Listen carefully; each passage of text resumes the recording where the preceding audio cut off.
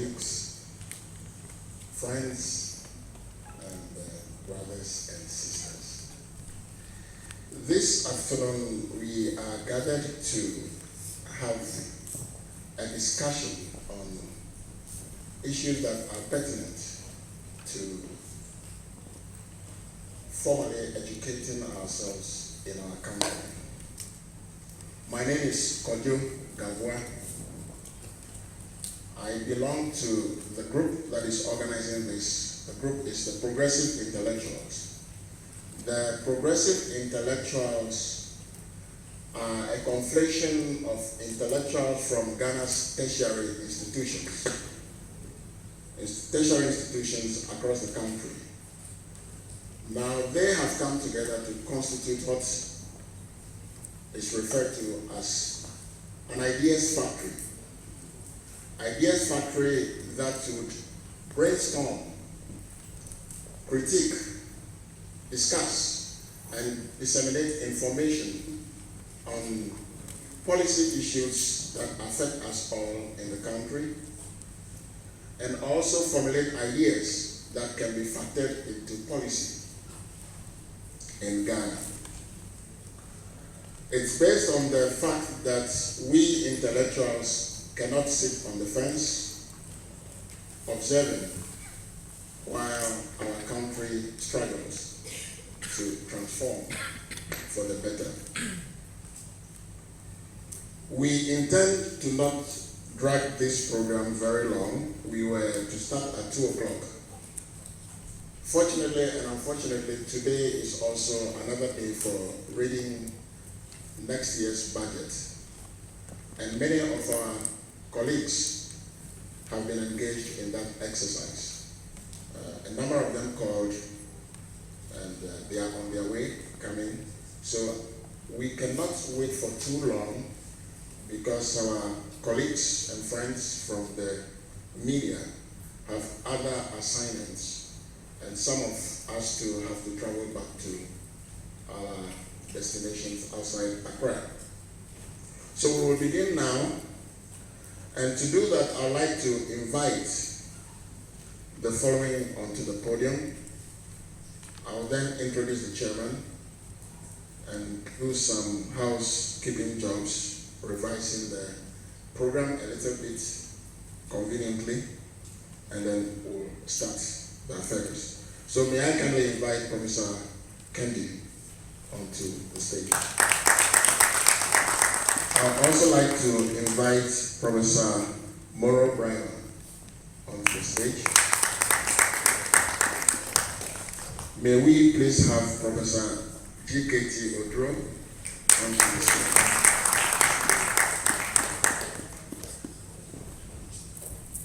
May Dr. Razak Daha kindly join us on the stage. And if we have Dr. Hussein Inusa, he should join us. Then, I would like to crave the indulgence of Dr. Samson Obedapia to join us on the stage.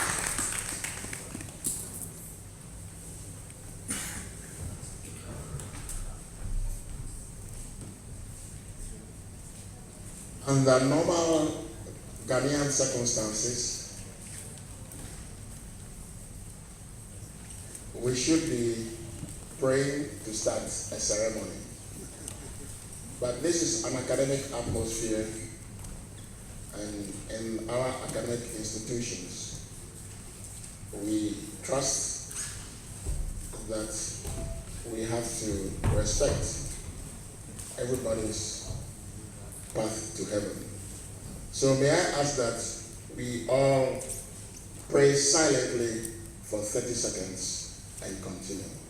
Thank you.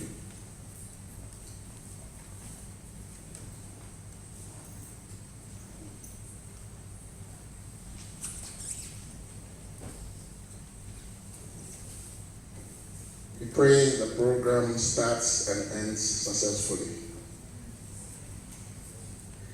For this ceremony, I will be acting as the Master of Ceremonies. I will also like to introduce the chair for the ceremony, because the key issues are about the speakers, or we will be hearing them from the speakers. I have the privilege of introducing to you the chairperson of the Progressive Intellectuals, Professor Stephen Kendi from the University of Cape Coast. He will chair the affairs of this afternoon, whilst I serve as his linguist. I will give the mic to Professor Kendi to give us his remarks. Thank you.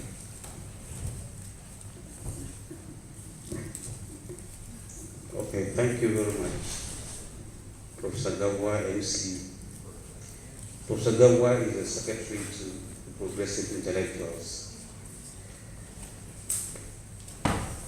Let me start by giving thanks to the Almighty for bringing all of us here, for the travel mercies that enables all of us to be present, and to pray that in the next 2 hours or so, we will be deliberating on issues of national importance, and we hope that whatever happens here will be to the benefit of our nation, Ghana.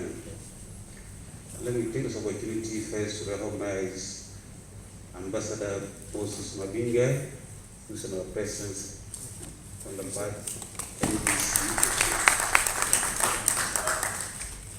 I don't know if Ambassador Santia is around, the Fullmp41, so he was on his way.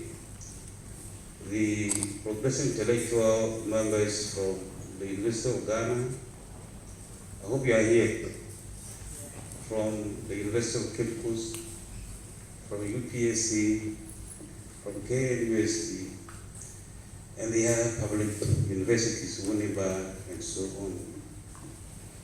As the Secretary said, the MC, Progressive Intellectuals is an association of intellectuals in the universities and beyond who are sufficiently concerned about the progress of this country and the trajectory of development that we are taking. Our interest is in contributing to the development of the country. So we are focused on taking on policy issues of national interest, debating those policy issues, and helping to shape the agenda for those policy issues. And so, we take this opportunity to invite all intellectuals in the universities and other tertiary institutions who have similar socio-democratic credentials to help us, to support us in our endeavor. Ours is a progressive agenda. Ours is a human-centered agenda. Ours is a people-centered agenda. We want a new paradigm shift away from the focus on wealth creation. Wealth creation is important, but that should not be at the expense of people. For us, the people matter, and the people must be at the center of all our development activities. Today, we are focusing on the formal education sector. For us, education is key. Education is a great leveler. It helps to break the intergenerational poverty gap. It helps to move people up from the lower levels to the upper levels of society. And so if you don't get your education right from the beginning, from the KG up to the tertiary level, you need to create problems for the next generation. You do not want an issue where the complaints are all over the place. Students complete universities and there are challenges getting themselves to become profitable human beings in society. We need to get our education policies right. Today's policy dialogue is focused on education, on all the issues around formal education in this country. I'm hoping that at the end of the day, our friends from the media, CGTV, TV3, etc., our friends from the media will carry the message from our deliberations here to the wider public, and to those that matter, those that have ears to listen.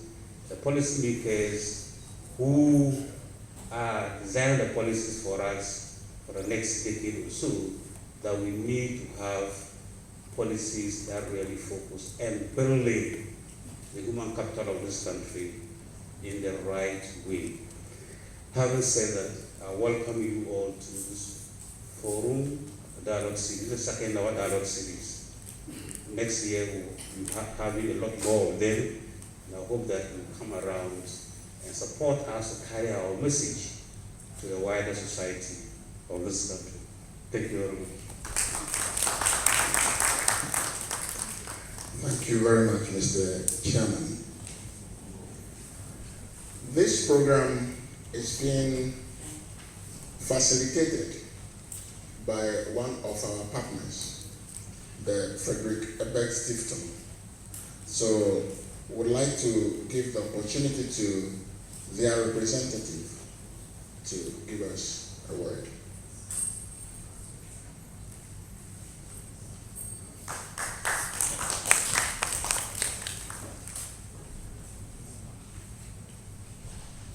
Good afternoon and welcome everybody. All protocol observed. I bring you greetings from the Frederick Ebert Stiftung, a German development partner working in Ghana. We just celebrated our 50 years of economic transformation and social development and social justice partnership in Ghana. We have been partners with the PPI because we see the PPI as the forefront of academia who are in the position to influence policies with research. We are hoping that as they do, they would be able to help Ghana to bring out policies that would transform the economic situation and develop Ghana in the environment of deepening democracy and the rule of law and accountability. So we are hoping to work with PPI so that as Ghana develops its democracy, people will not be left behind. Everybody will be carried along, such that there will be social justice and accountability as we move forward as a country. So we are very happy for today's event. Today is the beginning of such event, and we hope that we continue to work into the future. I want to thank you once again and welcome.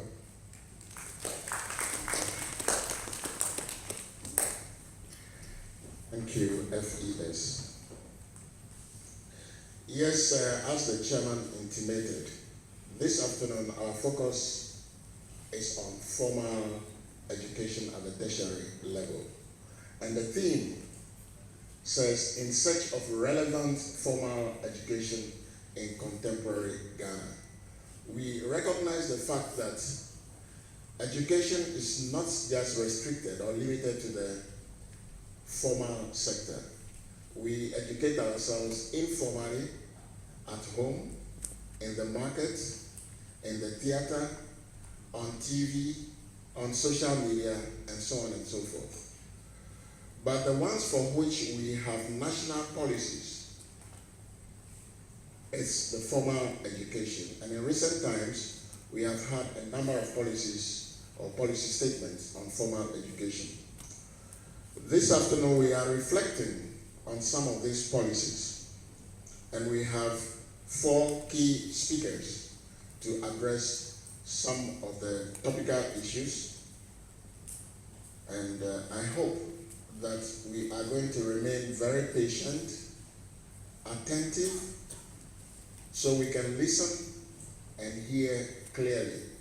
I say so because many a time we listen, but we fail to hear clearly. I trust all of us here that we are going to listen and hear clearly and go out there to disseminate what we've heard, re-educate colleagues who have not been able to come here on some of the policy issues. There's a slight revision in the order of the program and a revision in the program and the speakers. For the first speaker, we'll be having Professor GKT Odro, who will speak to us about the emerging challenges of the free senior high school program. Then he will be followed by Professor Moro Brima, who will talk to us on the proposed comprehensive sex education in Ghana. He will be followed by Dr. Razak Jaha, who may be joined by Dr. Hussein Inusa to speak to us on the Unified Universities Bill. There's a bill concerning public universities in Ghana, and many of us need to digest that very well and have clear understanding of what it is all about. That will be followed by Dr. Samson Obed Apia's reflections on 2020 free SHS graduates and public university admissions. Whether or not our universities, our public universities, are ready and prepared for the first graduates of the free SHS system. Something we have to start thinking through from now. May we please give all the speakers a big round of applause to warm them up. And on this note, I would like to invite Professor GKT Odro to talk to us. Welcome, Professor Odro.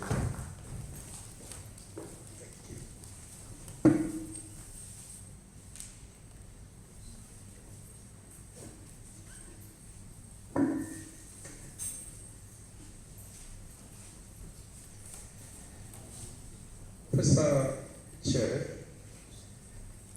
with your permission, considering that we're far behind time, I would want to associate myself with all protocols earlier acknowledged.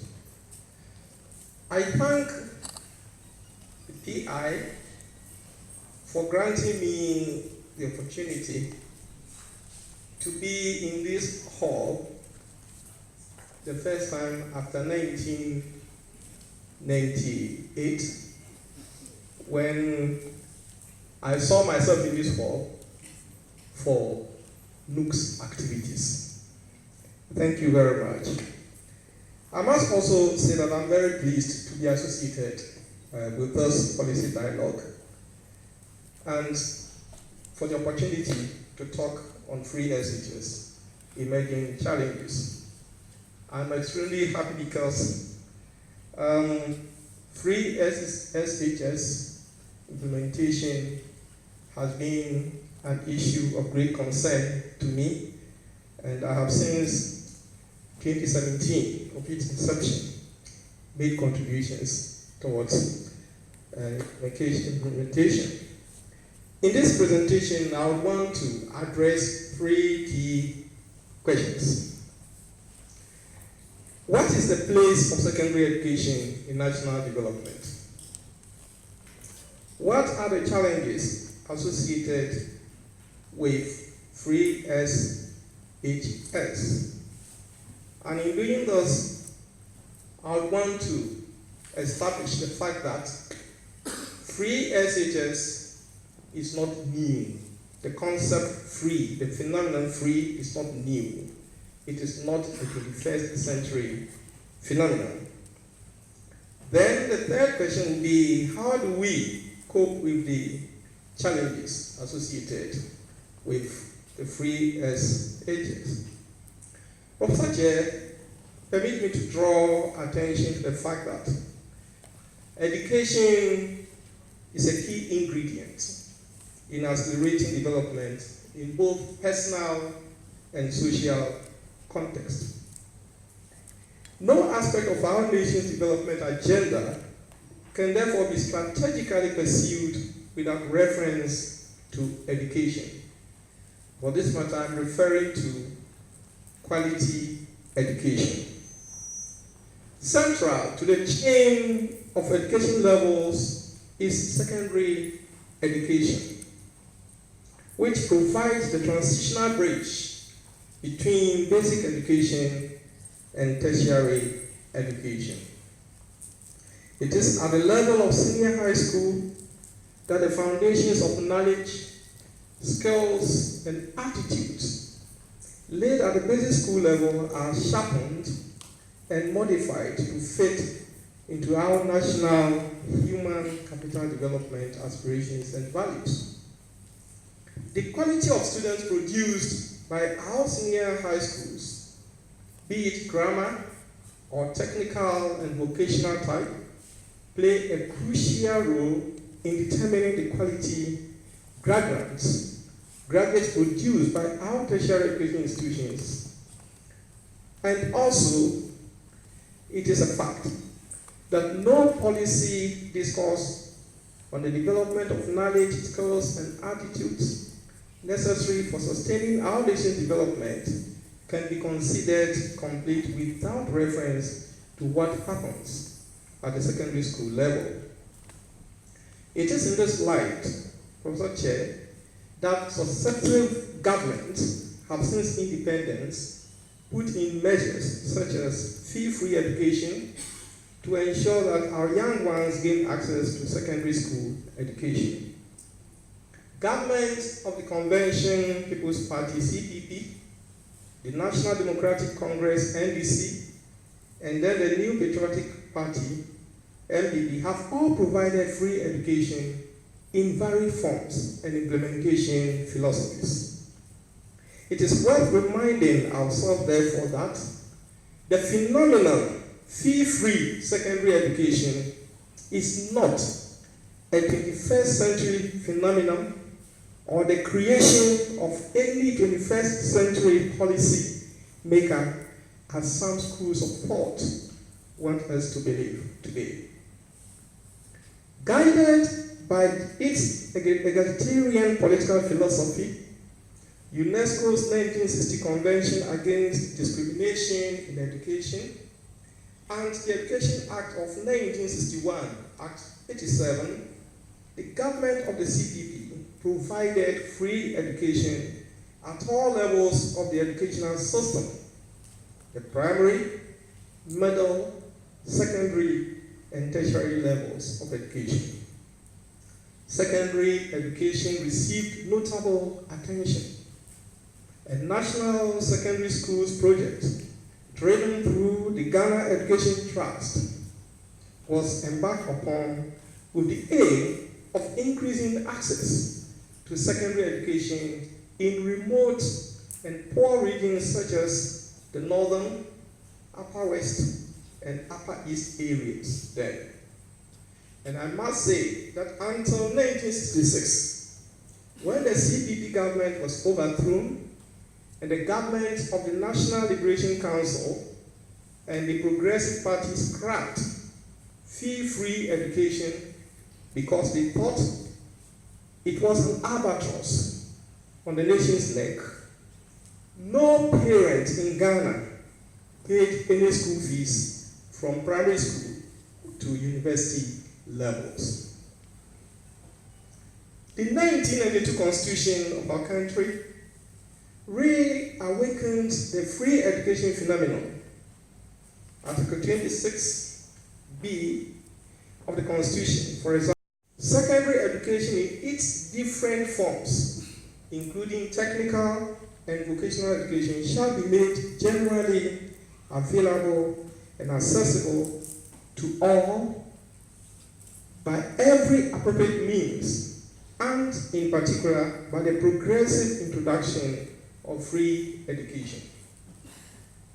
Permit me, Professor Chair, to draw attention to the catchy phrase, by the progressive introduction of free education, which in my opinion implies that introduction and implementation of free senior high school in our country should be gradual, steady, or unrushed.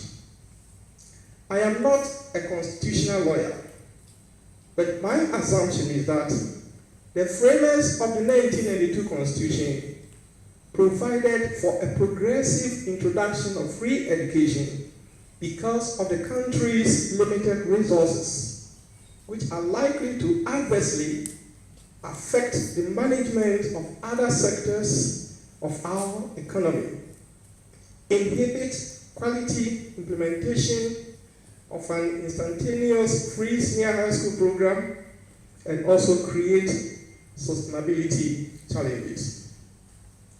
In line with this constitutional provision, the NDC government, with support from the World Bank under the Secondary Education Improvement Program, SAIP, introduced a progressively fee-free SHS education in 2014.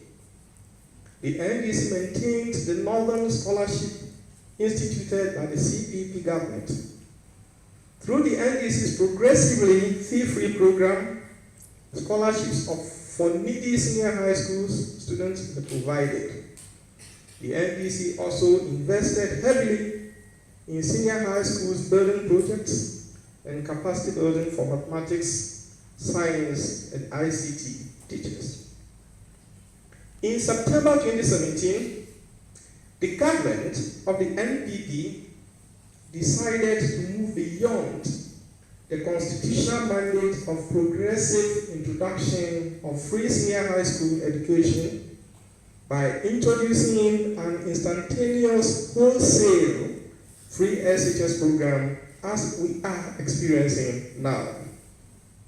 The announcement of the NPP government's model of free SHS program generated public debates which fundamentally focused on the implementation strategy.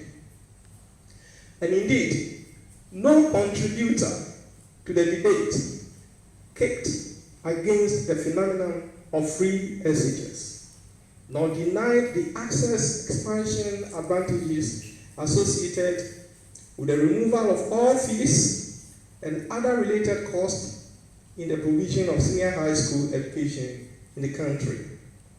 And I must emphasize, I have steadily followed the debates, and I found it very interesting that the focus of the debate is being shifted from the implementational focus to the question as to whether one likes free SHS or not. And my position is that the debate is not about liking or disliking free SHS. The debate is about implementing the free SHS in such a manner that will benefit those who really need it more or better.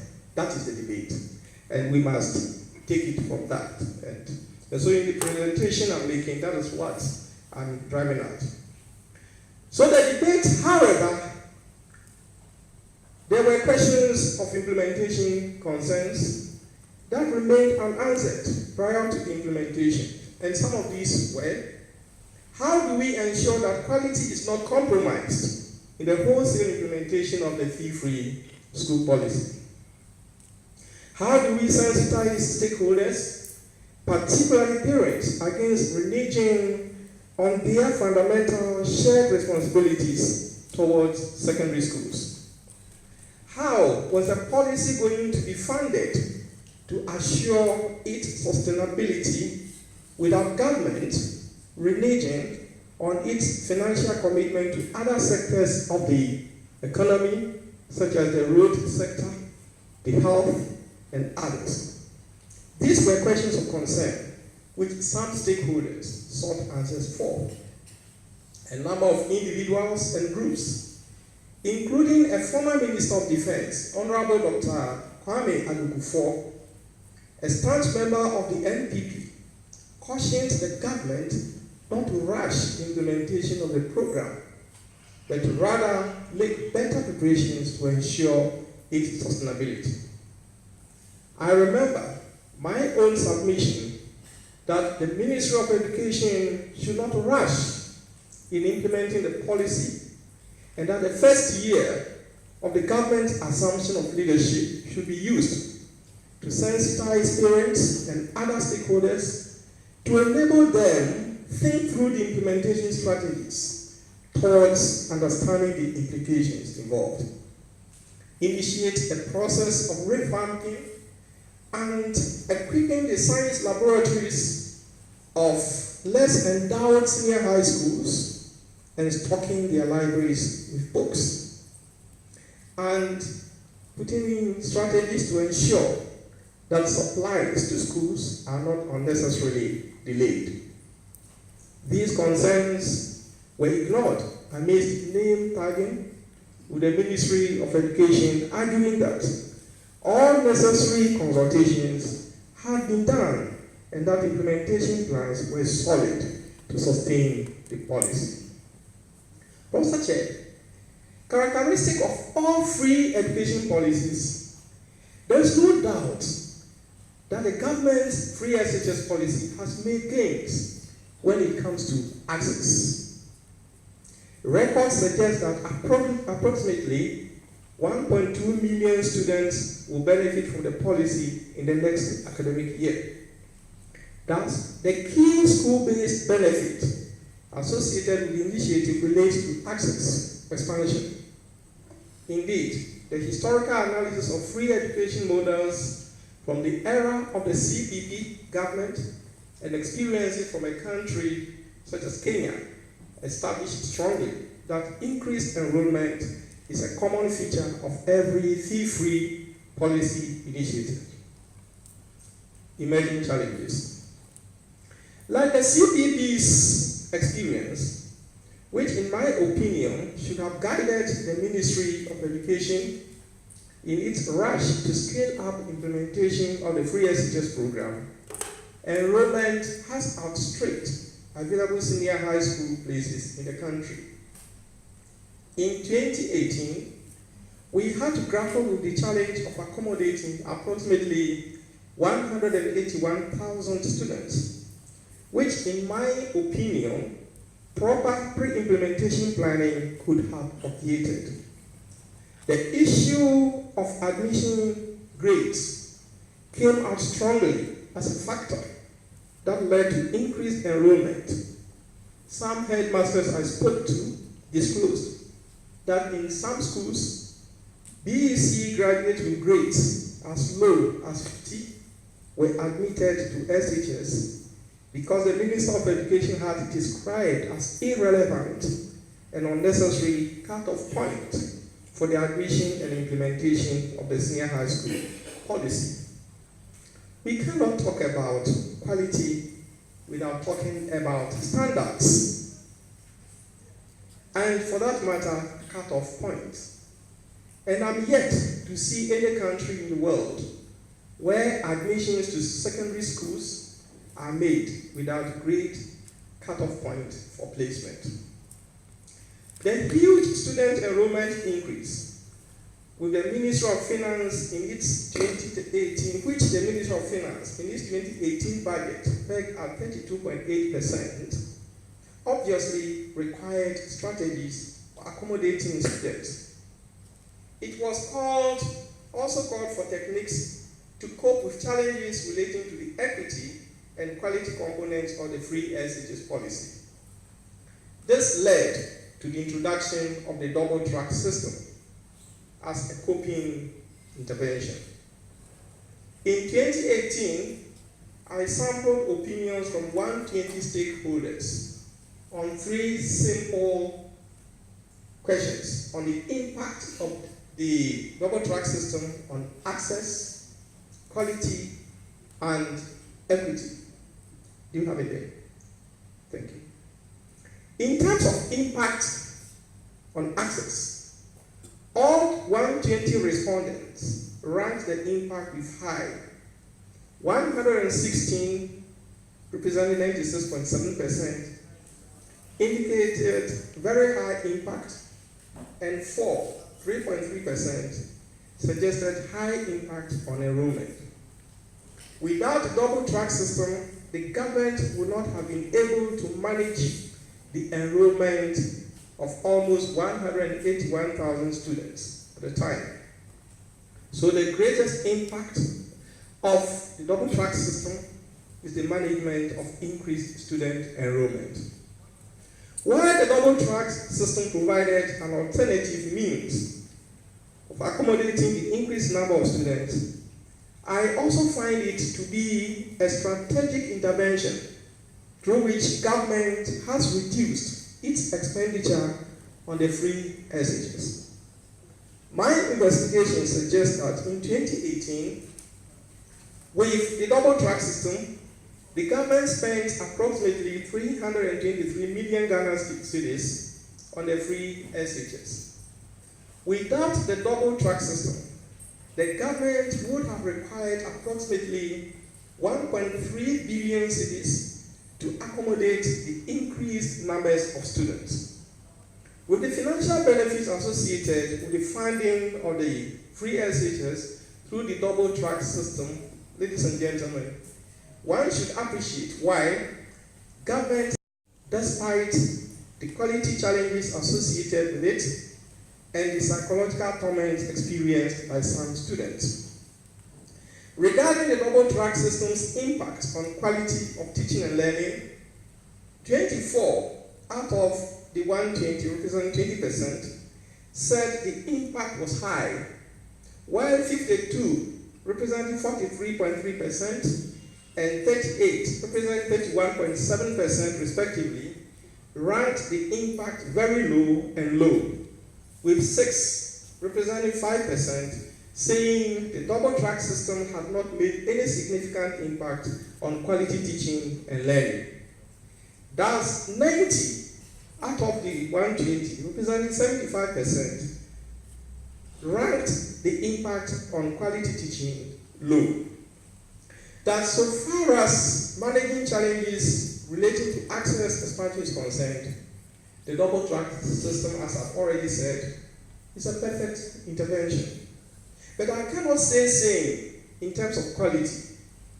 Indeed, in a situation where a child completes JHS in June, but had to wait till November to commence studies as a gold track student, it was obvious that unless that child comes from an endowed home where parents would easily invest in private classes, or come from an environment where well-resourced community libraries are available, the SHS entry foundation laid for the child at the JHS level was more likely to be weakened.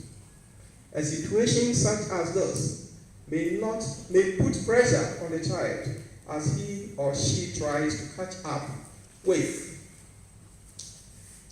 his or her colleagues placed under the green track. Where do we place equity in a case like this? In terms of equity, impact on equity in terms of teaching and learning, in deprived and endowed schools, 26.7% said the double track system had impacted positively on children's learning, while with some explaining that it has offered both the poor and the rich access to Class A schools, like Wesley Girls and Achimota. 69.7%, however, said the double track system has had very low impact on equity, with some explaining that many disadvantaged schools do not have required number of trained teachers, while endowed schools have the full complement of subject teachers.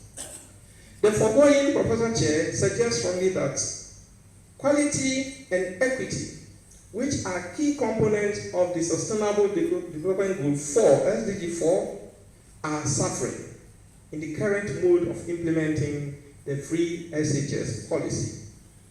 This must be a matter of concern to all stakeholders. For me, rejoicing over the free SHS expansion of access to 1.2 million students alone defeats the principles underlying SDG 4, which are access, quality, and equity. Pursuing quality index free SHS should be prioritized because, as Belinda Bozzoli, a face broker, rightly observes, Destroying a nation does not require the use of bombs and missiles. It only requires lowering the quality of education. Then the patients die at the hands of doctors. Buildings collapse at the hands of engineers. Money is lost at the hands of accountants. And truth is killed at the hands of judges. That is why we must prioritize quality. While I acknowledge the double-track system's impact on student enrollment, we must remember that enrollment without equity and quality in terms of teaching and learning resource distribution, students' access to qualified subject teachers, well-equipped laboratories, well-stocked libraries, delayed and inadequate supply of core and elective textbooks, and other logistics necessary for facilitating teaching and learning, the future of deprived free SHS schools in the country will be bleak and widen further the gap between the rich and the poor in the country. This, in many ways, defeats the primary objective of free senior high school as impoverished people are qualitatively disadvantaged. Children from rich families whose parents could cope with the cost of extra classes, which ranges between 150 Ghana cedis and 650 Ghana cedis, and provide other learning-related resources necessary for quality education, have the advantage of being prepared to occupy and monopolize the socio-economic decision-making processes in future. While poor children in deprived contexts who only go through the school system with little hope of tasting quality teaching and learning are more likely to operate at the periphery of decision-making in the future. I also observe, Professor Chair, that the free SHS implementation model raises a question regarding the scope of freeness as implemented by the NPP government. Contrary to the principle of no cost to parents that has characterized government's pronouncements on the free SHS policy, the implementation of the double-track system has provided government an opportunity to indirectly shift some costs with the free SHS to parents. One, some capable parents of gold-track students I spoke to expressed discomfort with a system where their children will be home from June to November, so have been compelled to spend on private classes to sustain the knowledge level of the child. My investigation further reveals that now off applies in year one. Uniform, textbooks, notes, and exercise books are off. In this sense, parents will have to bear the cost of supplies in subsequent years when necessary. All these constitute year-on-year cost to parents and undermines the government-free SHS principle of no cost to parents. We are also still experiencing the practice of having a ward placed in a school in a different district and region.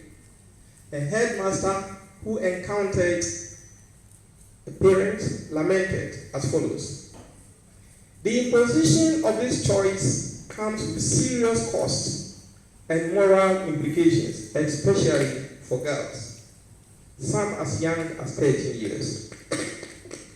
A parent wept because we couldn't help."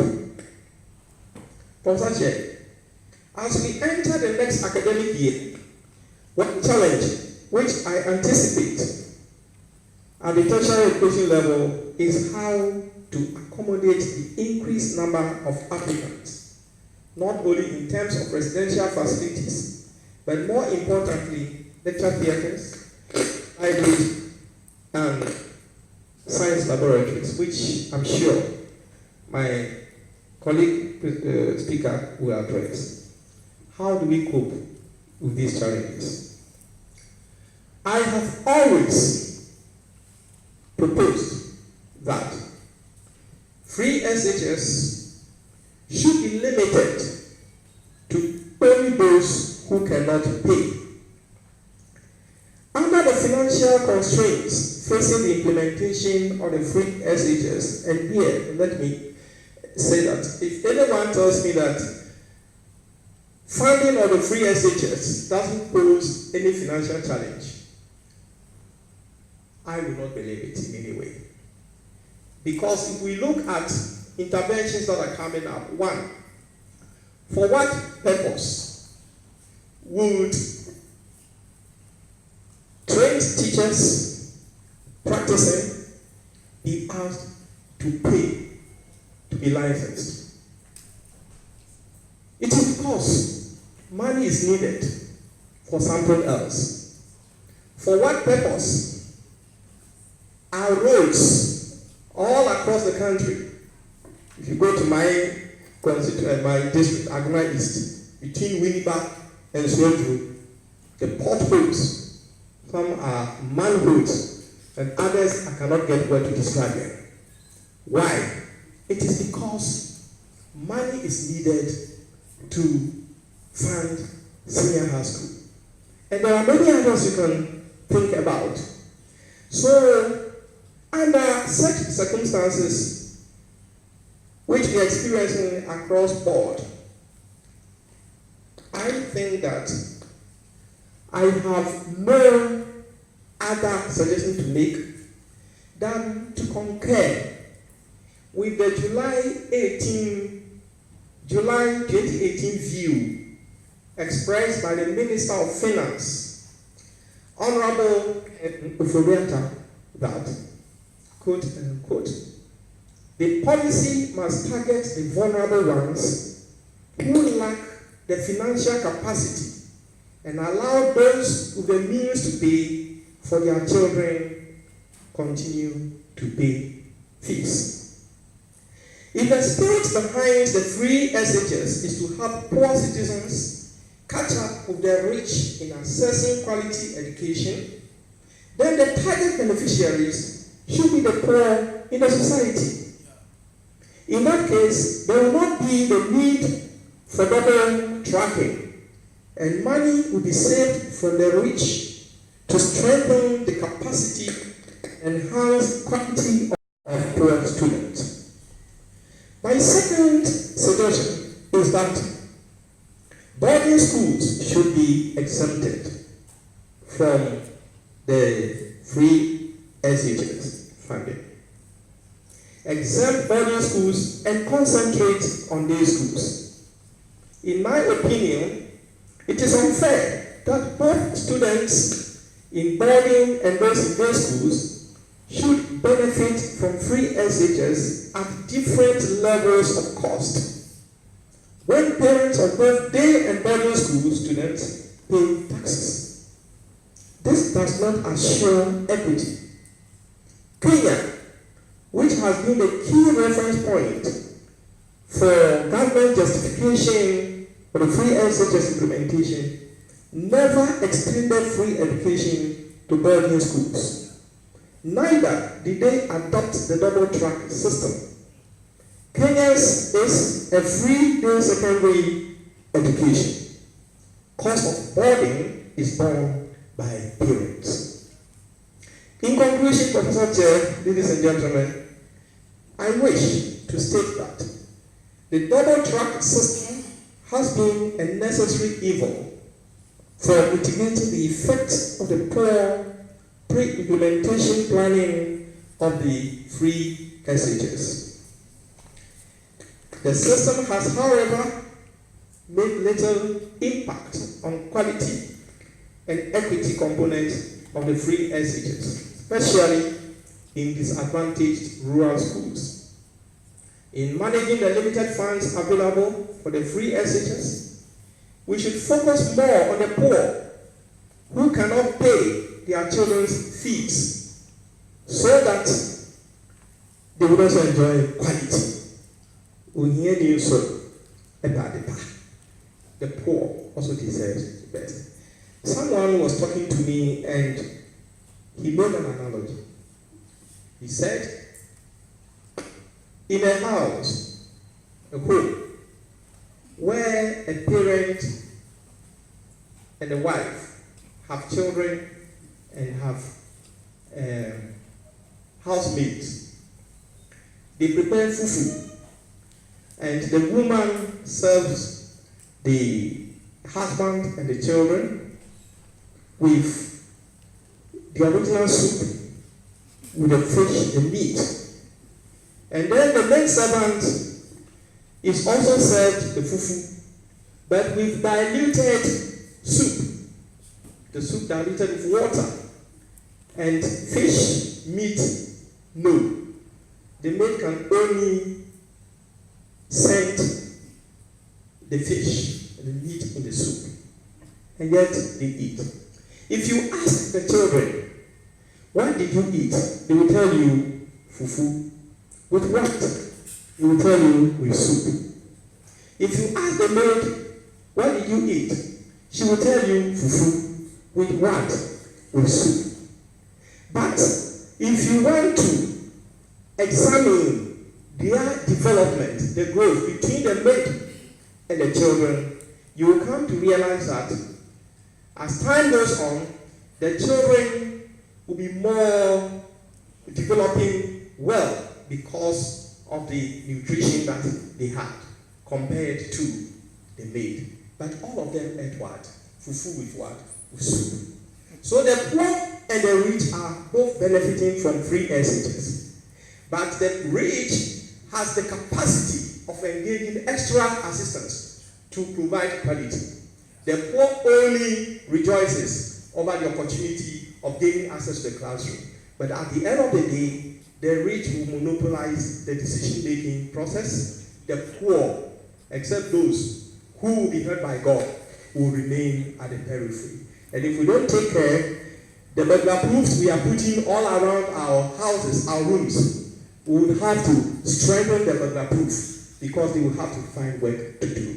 Ladies and gentlemen, I want to conclude finally by saying that we should learn a lesson from China.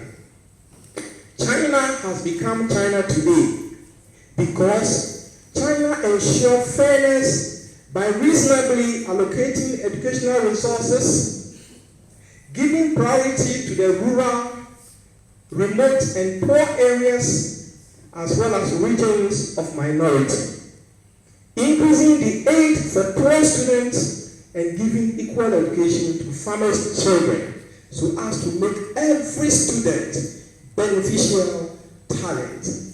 China focused on the needy in her free education provision, and quality was a priority. On this note, I want to thank the PI for the opportunity. God bless you.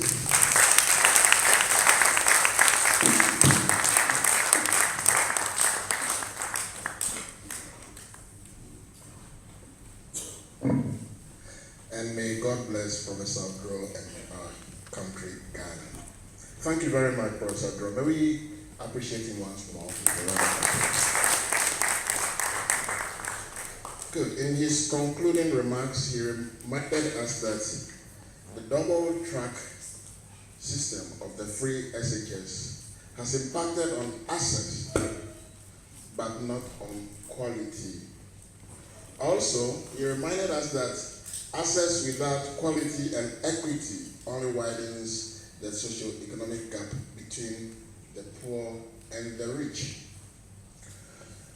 May we please invite Professor Moro Brahima to speak to us on the comprehensive sex education program.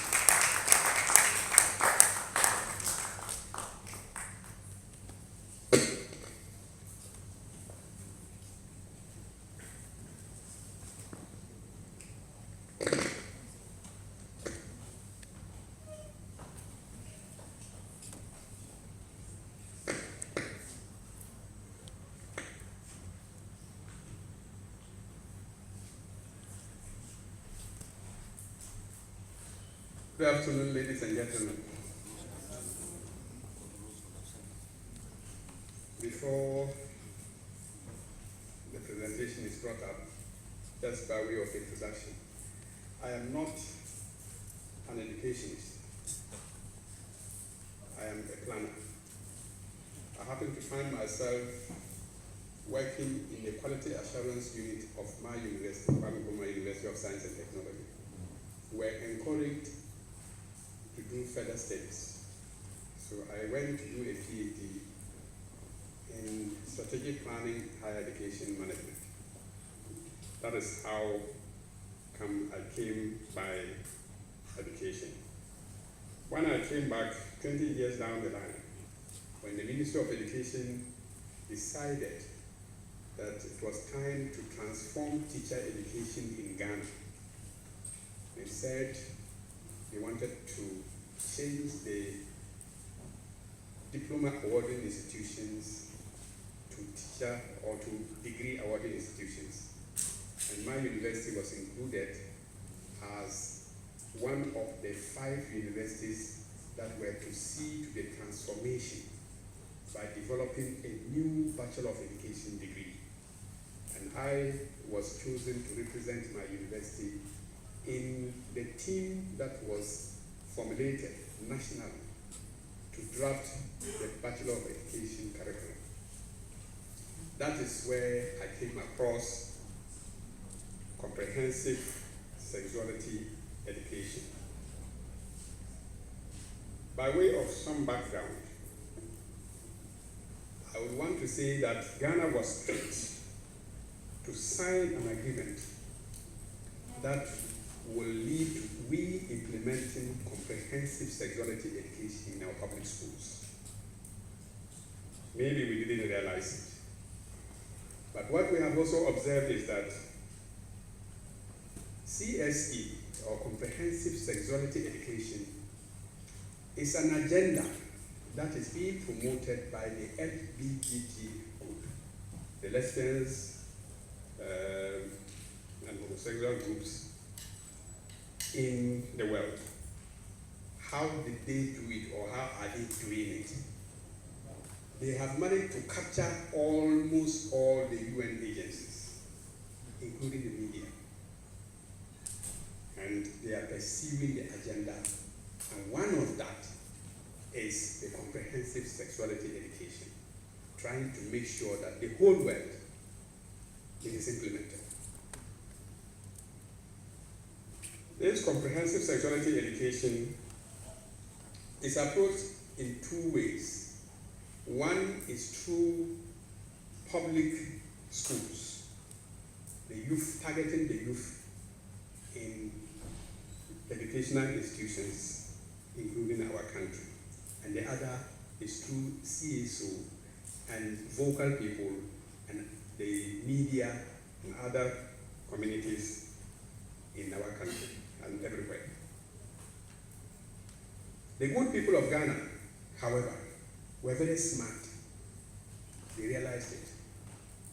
And unanimously, everybody, all political parties, all religious groups, all CSOs, traditional authorities, they all kicked against it.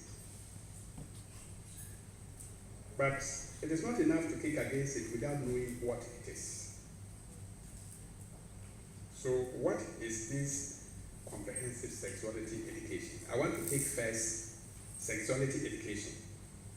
Then we will look at it and see how comprehensive it is. Sexuality education is aimed at gradually equipping and empowering children, and I underline the word children, empowering children and young people with information and skills and positive values to understand and enjoy sexuality, have safe, fulfilling relationships, and take their own and other people's sexual health and well-being. This is by the World Health Organization. On the face value, this looks harmless. But the question I want to ask you was, your great-grandfather, did he learn sexuality in school, or did he learn sexuality in school? But they enjoyed sex, and they produced the output of sex, which is you sitting here. If they didn't enjoy it, they wouldn't have had 1 or 2 or 3 or 4. Some of them had even up to 12. If they were not enjoying it, they won't produce that many. They enjoyed it. So why are you not telling us to go to school and teach children how to enjoy sexuality? In almost all countries, sexuality education is taught one way or the other, buried in some subjects. Sometimes moral and religious education, sometimes biology lessons, but at different ages appropriate. But CSE says start from the beginning, right from the beginning. Now let's look at what makes it comprehensive. According to them, it is comprehensive if it gradually starts from early childhood through adolescence to adulthood. That makes it comprehensive. Is it not strange that sexuality education should start from childhood? The age of the child is not even mentioned, but it should start from childhood through adolescence to adulthood. In Ghana and in many African countries, this is contrary to our culture. That is why we have puberty age, when you are ripe to be told and given information about sexuality. It is also comprehensive when it starts in early childhood and prepares or progresses through adolescence to adulthood. It is comprehensive sexuality education programs, according to them, is meant to inform our kids, and that when they get to know, it leads to higher use of contraception, and therefore it leads to lower birth rates among the youth. And they mean, or they interpret it that it means it will reduce those of us in the developing countries who have the propensity to produce a higher number of children. Then the birth rate will go down and we can manage our population.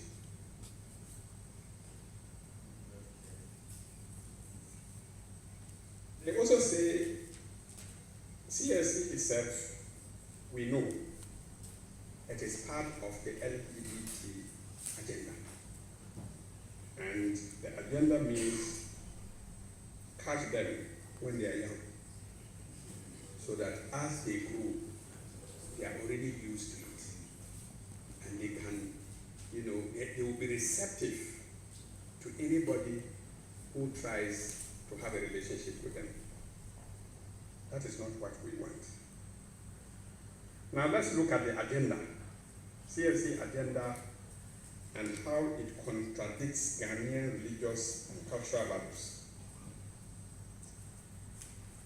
We know that Ghana is predominantly religious.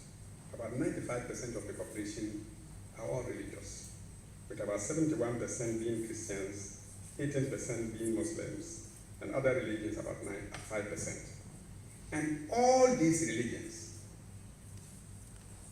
CSE contradicts the moral fiber of all these religions. No wonder when it came to the rejection, all religious groups were against it. There is an aspect of CSC education, which says that you should not be judgmental. If a boy or a young man wants to sleep with a young man, don't judge them, let them do it. If a young girl wants to sleep or enjoy sex with another young girl, don't judge them. Very soon, they will tell you that if a young man wants to sleep with an animal, don't judge them. If a young man wants to sleep with his sister, don't judge them. If a young girl wants to sleep with their brother, don't judge them. And maybe, if a young man wants to sleep with their mother, don't judge them. Because it's already happening in some countries where people have married their mothers and they are comfortable. Nobody should judge. That is not our culture. We have to judge. Our religion teaches us to judge between what is wrong and what is right. So we have to be judgmental. Even animals are judgmental. You rarely find a male animal climbing a male counterpart. No, they don't make that mistake. So why should human beings not be judgmental? But that is what the CFC says. Don't be judgmental. Don't judge me. Let me pursue what I like. Then we should allow people who steal to also steal, because that's what they like.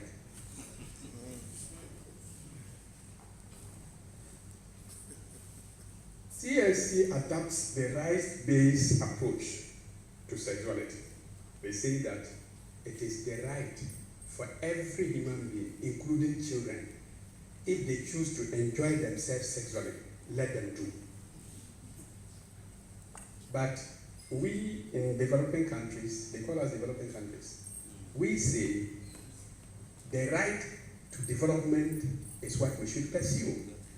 The right to education, the right to good health, the right to potable water, the right to infrastructure. That is rights, basic human needs. We have the right to enjoy them because they have, so they don't care. They don't see the need, and they are looking for things that are flimsy. The right to sex. That is the CSC approach. We in Ghana, sexuality is governed by law. And our law says unnatural carnal knowledge is against the law. They are forcing us to repeal the law so that if you want to sleep with a man wants to sleep with a man, not through the right organ, but through the anus, they should be allowed. If a woman married to a man and the woman wants to sleep with the woman through the anus, it should be allowed. That is what CSC says, because that is where, if you say that you enjoy that one, then nobody should judge you. You should be allowed to do that. In our culture, that is not permitted. In Ghana, marriage is legal between man and woman, not between man and man, and not between woman and woman. So if they want to promote it, then it means we have to change our laws. But is this country for us or for the LGBT group? They cannot force us to adopt what they want. In Ghana, again, abortion is illegal. But for the HCSC, you can enjoy yourself. If you get pregnant, there are people, they will direct you to abortion houses, and you clear it off and keep enjoying yourself. Don't worry about the consequences at all. You are supposed to enjoy yourself.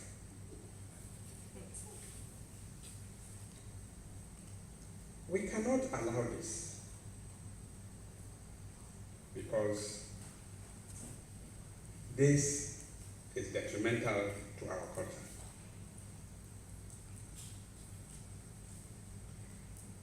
Another aspect of CSE is that they say you can enjoy yourself sexually alone.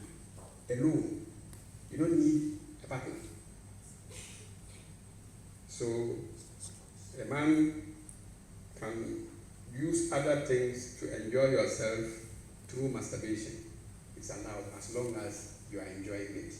A woman can also use whatever. They have a lot of equipment and tools that will enable a woman to enjoy herself sexually without a man. So you are leading us to a society where people will be individualistic. And the worst of it is that you can start doing that when you are a child, and here you don't need the permission of your parents. You can do it all by yourself. Is this not breaking down the fiber in our society? It will if we allow it. CSE encourages, well, masturbation, I've said it already. CSE adopts the right-based approach, but of course our moral fiber is against that. Then I've said again that we are predominantly religious. The Bible, the Quran, traditional religions all say that children should be taught anything related to sex after puberty, after they have become adolescents, moving to adults, because that is when they can practice it, but endangering their lives. But CSE says we should continue. So let's take that particular aspect of early adulthood.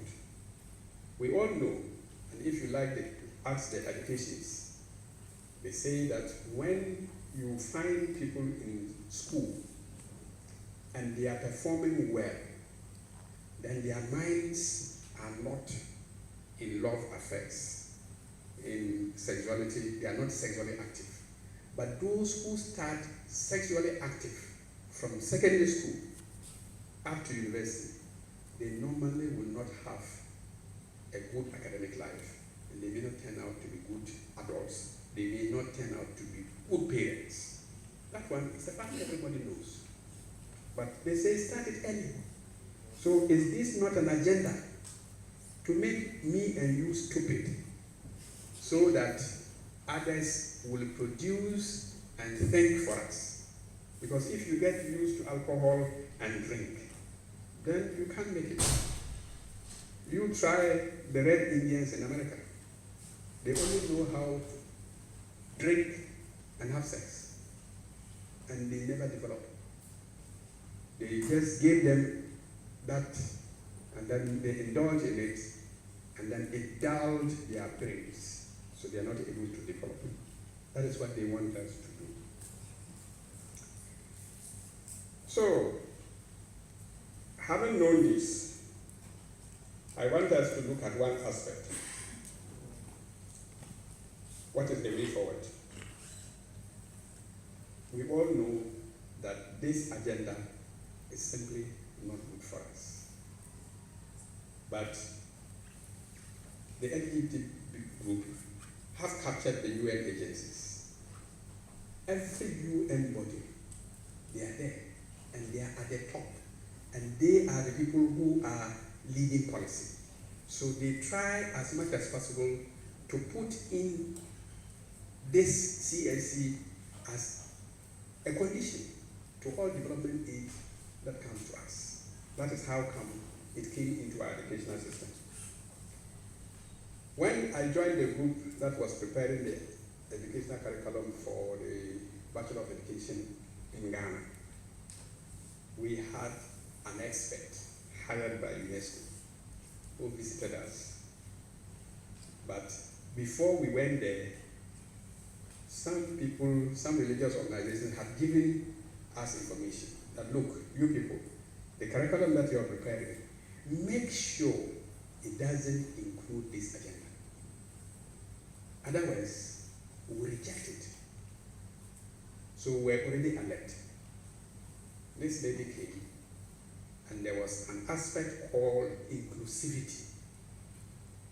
Inclusivity means, as a teacher, you should make sure that everybody in your class is included in the lesson. Don't leave out the slow learner. Don't allow the rapid learners to run with the class. Those people who are handicapped in one way or the other, make sure that they all follow you. But gradually, they were trying to expand it there to include that if you find somebody who is not normal, that means if that person is having gay tendencies, you should try and include them in your lesson. Let them follow. Don't discriminate. Don't say anything. We said, fine. We like the idea that teachers should not discriminate in their class. But we have other issues where inclusion is important to us. Don't exclude anybody because it doesn't come from your tribe. That is what we mean by inclusivity. Include everybody, whether they are from the same church with you or not, whether they worship traditional religions or they are Muslims or they are Buddhists or whatever religion, you must include them in your class, carry them along. Whether the person comes from the north, from the west, from the east, from the center, or from where, any part of the country, any part of the world, try and carry them along. If somebody is not well and he cannot see, try and make sure that that person sees. But as for men and women, it is common. Girls and boys, it is common. We all know. We try to include them. We don't segregate people in class because they are men or they are girls and boys. So for us, inclusivity has a different context. I think that whether we like it or not, they will come again. We have rejected it, but it is still in the curriculum framework. We have to review that curriculum framework and remove those aspects, or alternatively, we change them in our own context. You can leave the inclusivity, but put it in your context. And let the kids or the children or people who are going to learn know that it has a different meaning elsewhere.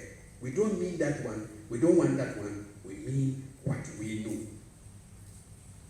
If we don't do that, what they simply do is a curriculum framework is like a general guideline that tells you that this is how the curriculum should be developed. Then you add the meat, the content.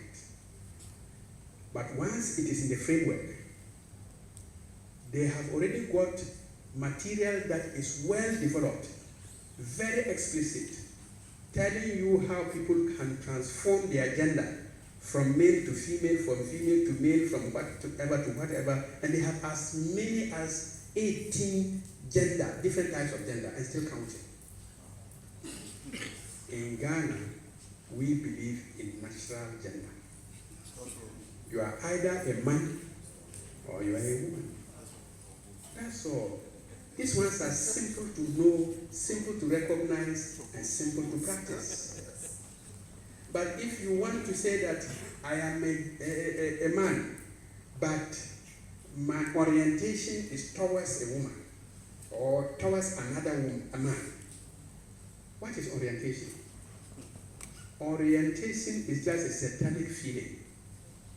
It's like somebody who goes to a shop and he says that I am oriented to take from the shop without paying. That's an orientation. Do we allow that? No.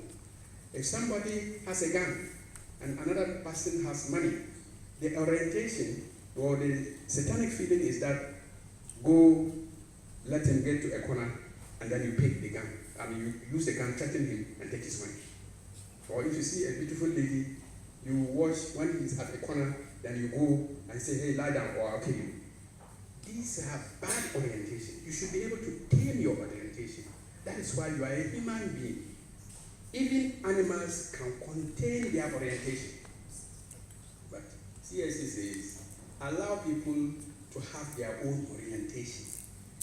Whether they like it, if even they want to sleep with animals, allow them. Because that is what they enjoy. We in Ghana cannot allow that. So what is the way forward? We have to get hold of the curriculum. From the framework, let's remove it. I think that comprehensive sexuality education should rather be comprehensive family education, because everybody belongs to a family. We sometimes say that, oh, extended family is a border. But I tell you, if they had the extended family, they would have loved it. Because if you visit a Ghanaian home, if somebody turns 60, 70, or 80, especially the women, they are still useful in the house. But for them, as long as you don't have any economic value, you must go to old people's home and be dumped there. They find you a nurse to take care of you. The insurance will pay for it. But they themselves have done research and they have shown that old people who live within the family, with their grandchildren, with their great-grandchildren, they live longer than old people who are packed in old people's house. We don't have money to build old people's homes. We don't have money to pay insurance to take care of old people. But we have the humanity. We can relate with our old people, and our old people can take care of our children, and then we will go to work. This is the family system that we must maintain. It is the bedrock of society. Sometimes they wonder, how come that these poor people, they don't have money, and yet they are happy? But we are happy because of our human relationship. They don't have it, so they want you to be individualistic, and then they can exploit you.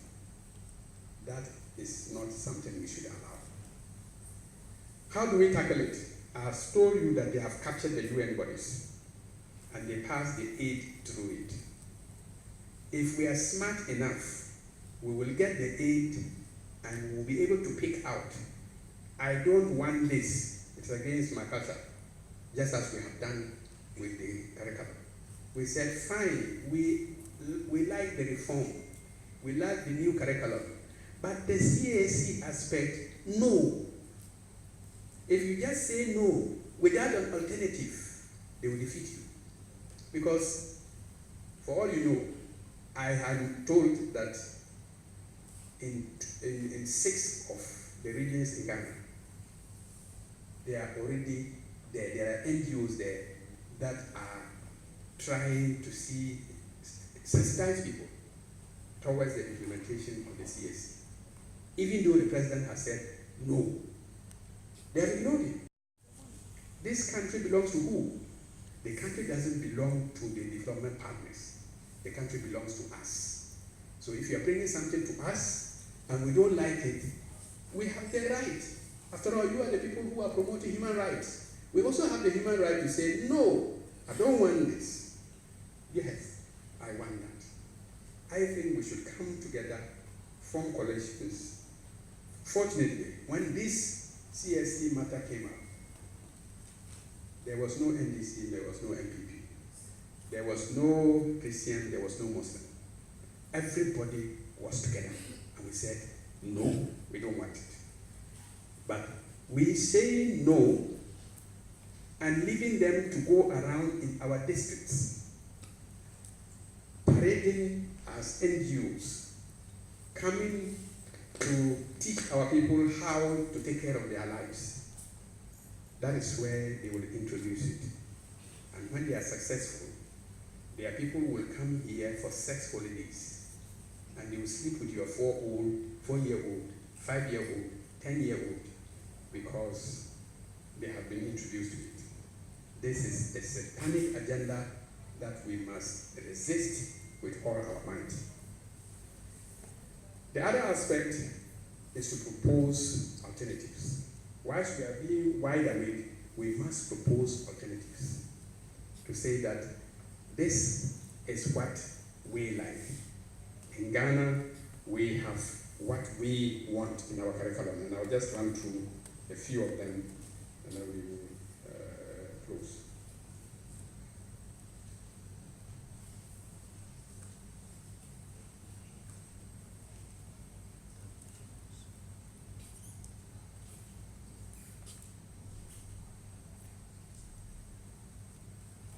We want to be able to teach our children about our extended family and the family roots and the family trees. So, we have great-grandfathers, great-grandchildren, and I think that if we don't do that, then you find our children in the cities who will go to the village and start marrying from the same family, and that we call incest.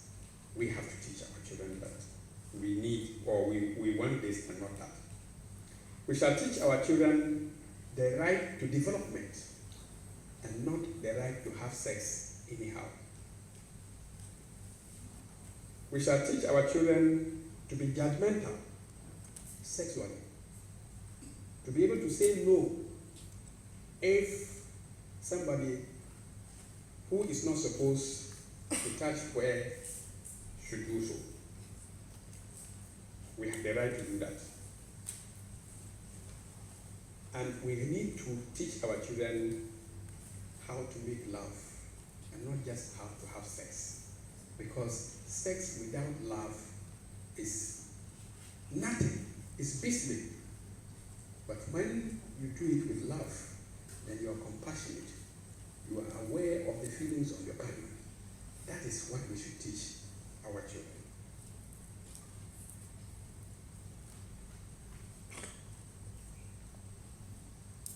I think that if we adopt this attitude,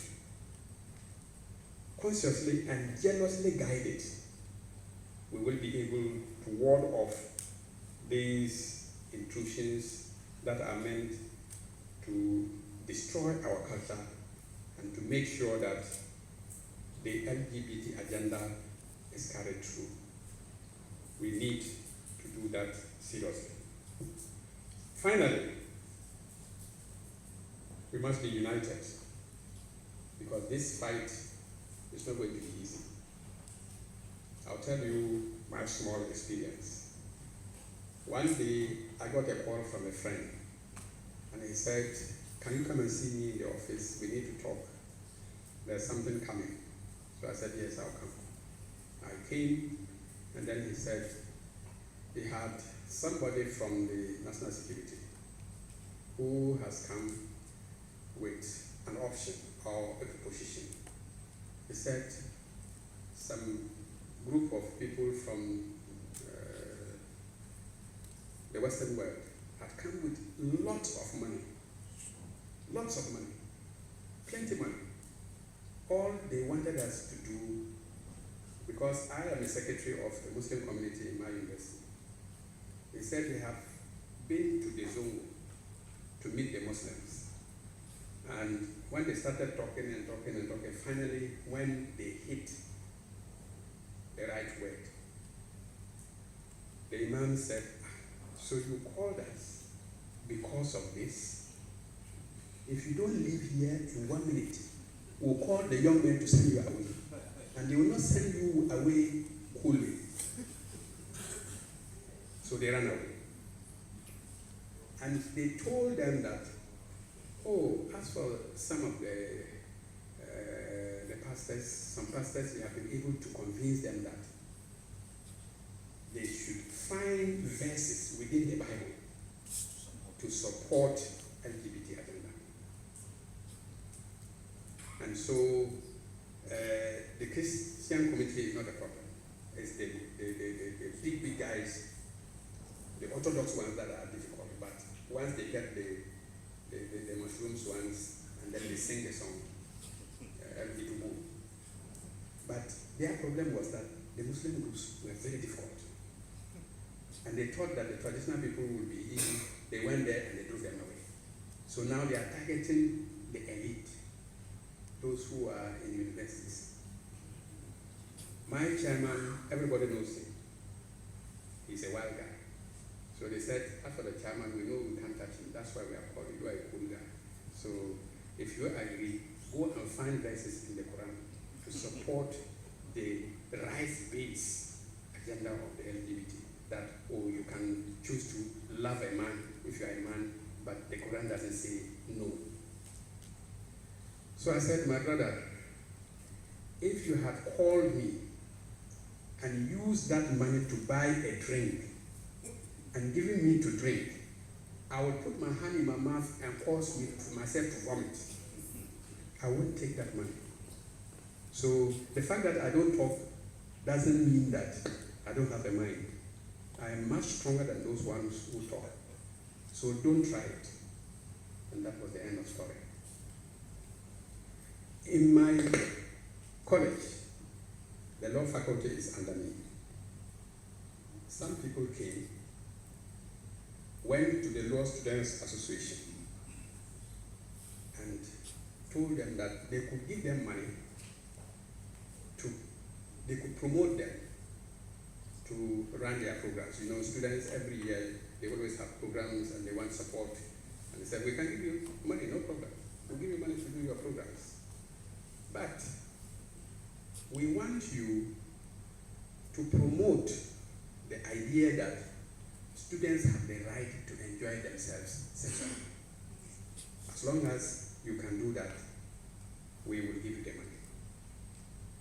So they tried to form an association to promote sexuality rights in the university. They went to the Dean of Students. They tried to register it. Dean of Students said, no, I will not register it. You are lawyers, you are not medics. They went to the medical school. Medical school said, no, we won't do that. Then they came back to the law school and said, oh, but you are lawyers, so use it as a right, human rights. When it got to the dean came and consulted me and said, stop that organization. Because according to the law in Ghana, abortion is illegal.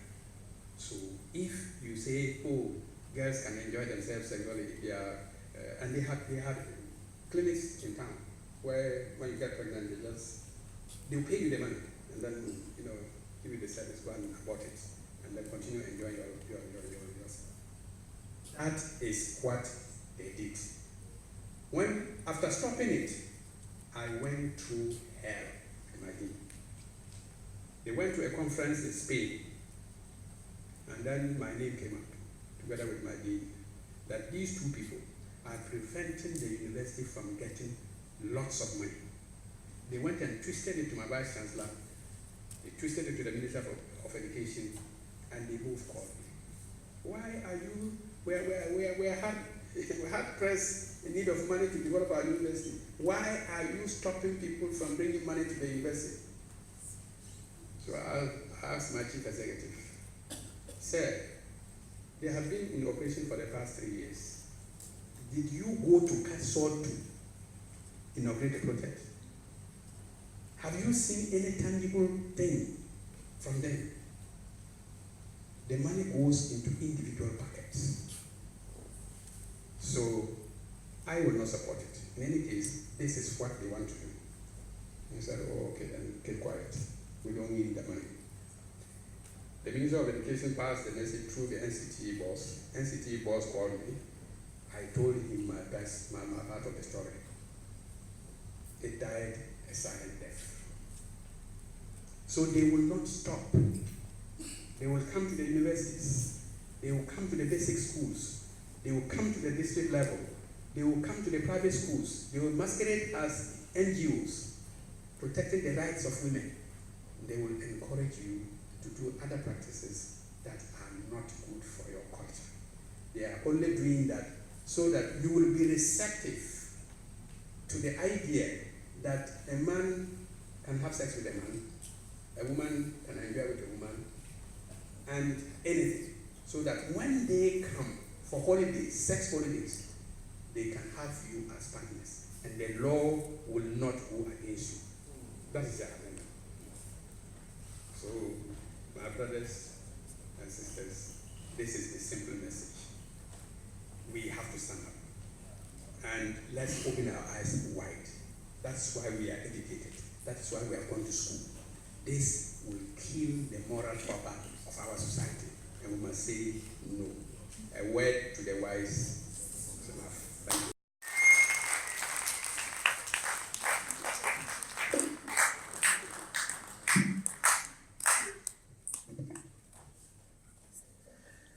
Thank you very much, Professor Fullmp41. This is food for thought.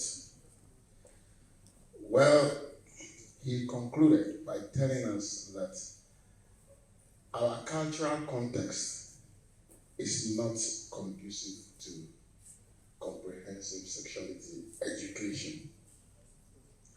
Our country belongs to us. So, let us be bold to say no to what we don't want, but not to stop there. Find alternatives to replace what we don't want.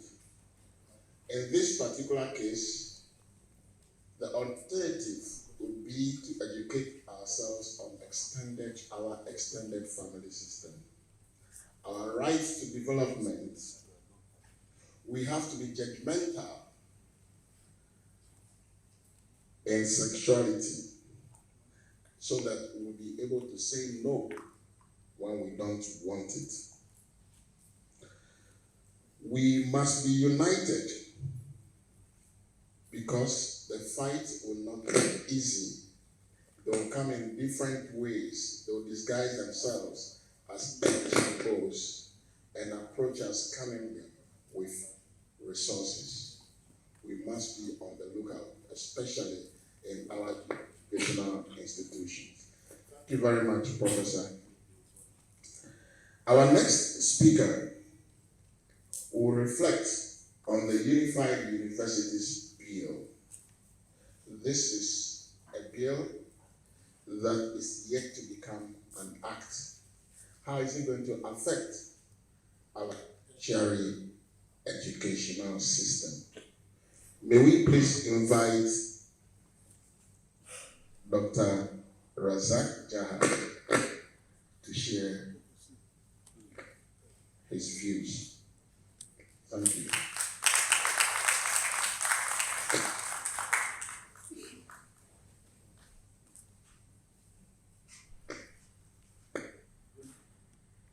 Good afternoon, Prof. Chair. Now that the professors have professed on critical issues such as this, and the doctor is coming to philosophize on other aspects, what would be the measuring rod? So I may not speak for as long as they have spoken, probably in 10-15 minutes. I should be able to carry my message through. But again, let me break the protocol a little bit by stepping down from the podium so I can benefit from my PowerPoints. And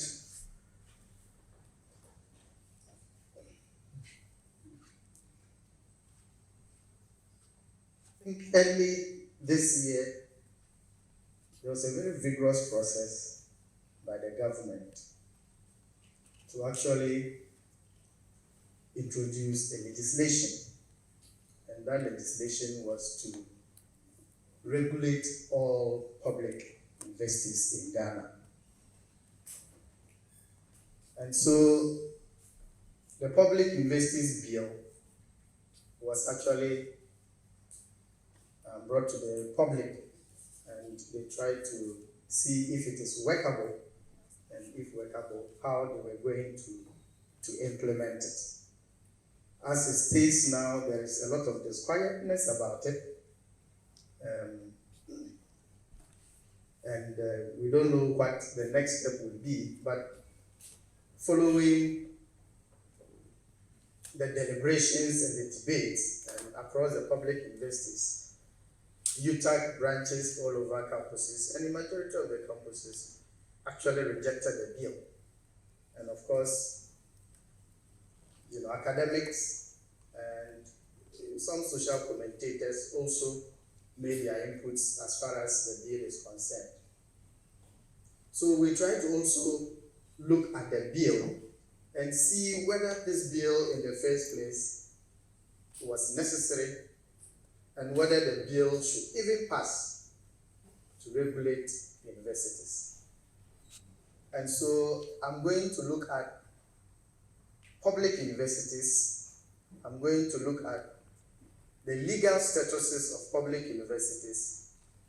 And then I am going to now look at the bill per its various statuses and what the bill actually sought to do and to achieve.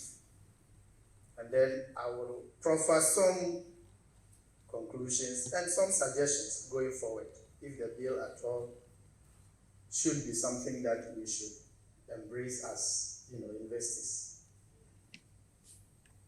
And so I will just do that in an outline just like this. Of course, universities generally, as we can all probably feel, are environments or places where all kinds of knowledge dissemination takes place. In fact, universities are environments for cross-breeding of ideas. And of course, they are also environments where knowledge circulation, knowledge generation takes place. So in short, we say that universities are what? Knowledge-based institutions. We create knowledge. Then you understand that there is some impetus to why universities should exist. In other words, why should universities come into being in the same place? I won't go through the history, but generally every society drives on knowledge. It thrives on knowledge, and in fact, useful knowledge. And so basically we say that the universities do three things. We teach, or the teaching component of universities, the research component of universities, and of course, the outreach component of universities. So universities are not just there to do everything, but they are there mandated to generate knowledge through research, impact society through teaching, and solve problems in societies so the society can be better off. And so if you establish a university, then your primary mandate will be to look at these three key areas. And so Ghana as a country, basically started university education somewhere in 1948. Of course, with our premier university, UG, then the University of Gold Coast. And so UG was established purposely to do what? To train manpower so we can replace our expatriates. In fact, this is the dawn of independence, and so we started preparing also to take over reins of government, including managing, essential places. So UG was set up. Of course, others have said that indeed UG and the University of Ibadan were the first to have come up during this period. Now, immediately UG was established, then there was a burning need to look for skilled people, particularly in science and technology, to be able to spearhead the nascent development that Ghana was undergoing, or Ghana wanted to go through. And so the University of Science and Technology came up 4 years after 1952. Now, beyond the University of Ghana, we didn't create any other university until 1960, when the University of Cape Coast was born.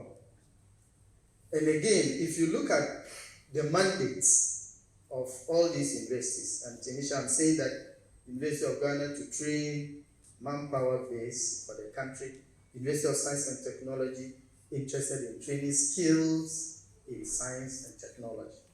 Of course, in 1960 and beyond, we saw a lot of schools built, or that also sprang up by the Nkrumah government, and needed teachers to fill these burgeoning schools all over the country. And so that necessitated the birth of University of Cape Coast.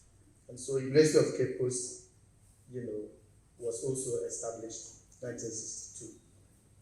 Then, maybe the latest, but not in terms of years, was the University for Development Studies. And the University for Development Studies actually was a watershed. Why? Because the mandate of UDS was actually to move from the from the theory-based way of teaching and learning to practical-based way of doing things. So in other words, to solve problems in society. And so the University for Development Studies was established particularly to deal with problems, development issues and social problems in the rural areas in northern Ghana. So that brought us University of Development Studies in 1992.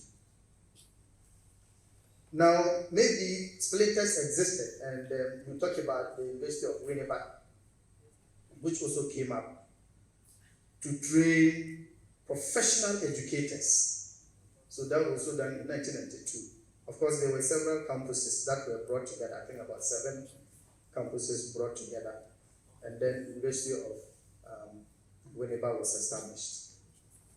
So I'm concentrating on these 4, public universities to draw home the point that the mandate for universities are clear-cut, and why they should be established is based on the need that arose at the time. And so establishing universities met a certain purpose. But they were just not established. They were established based also on legislations. Legislations or legal statuses.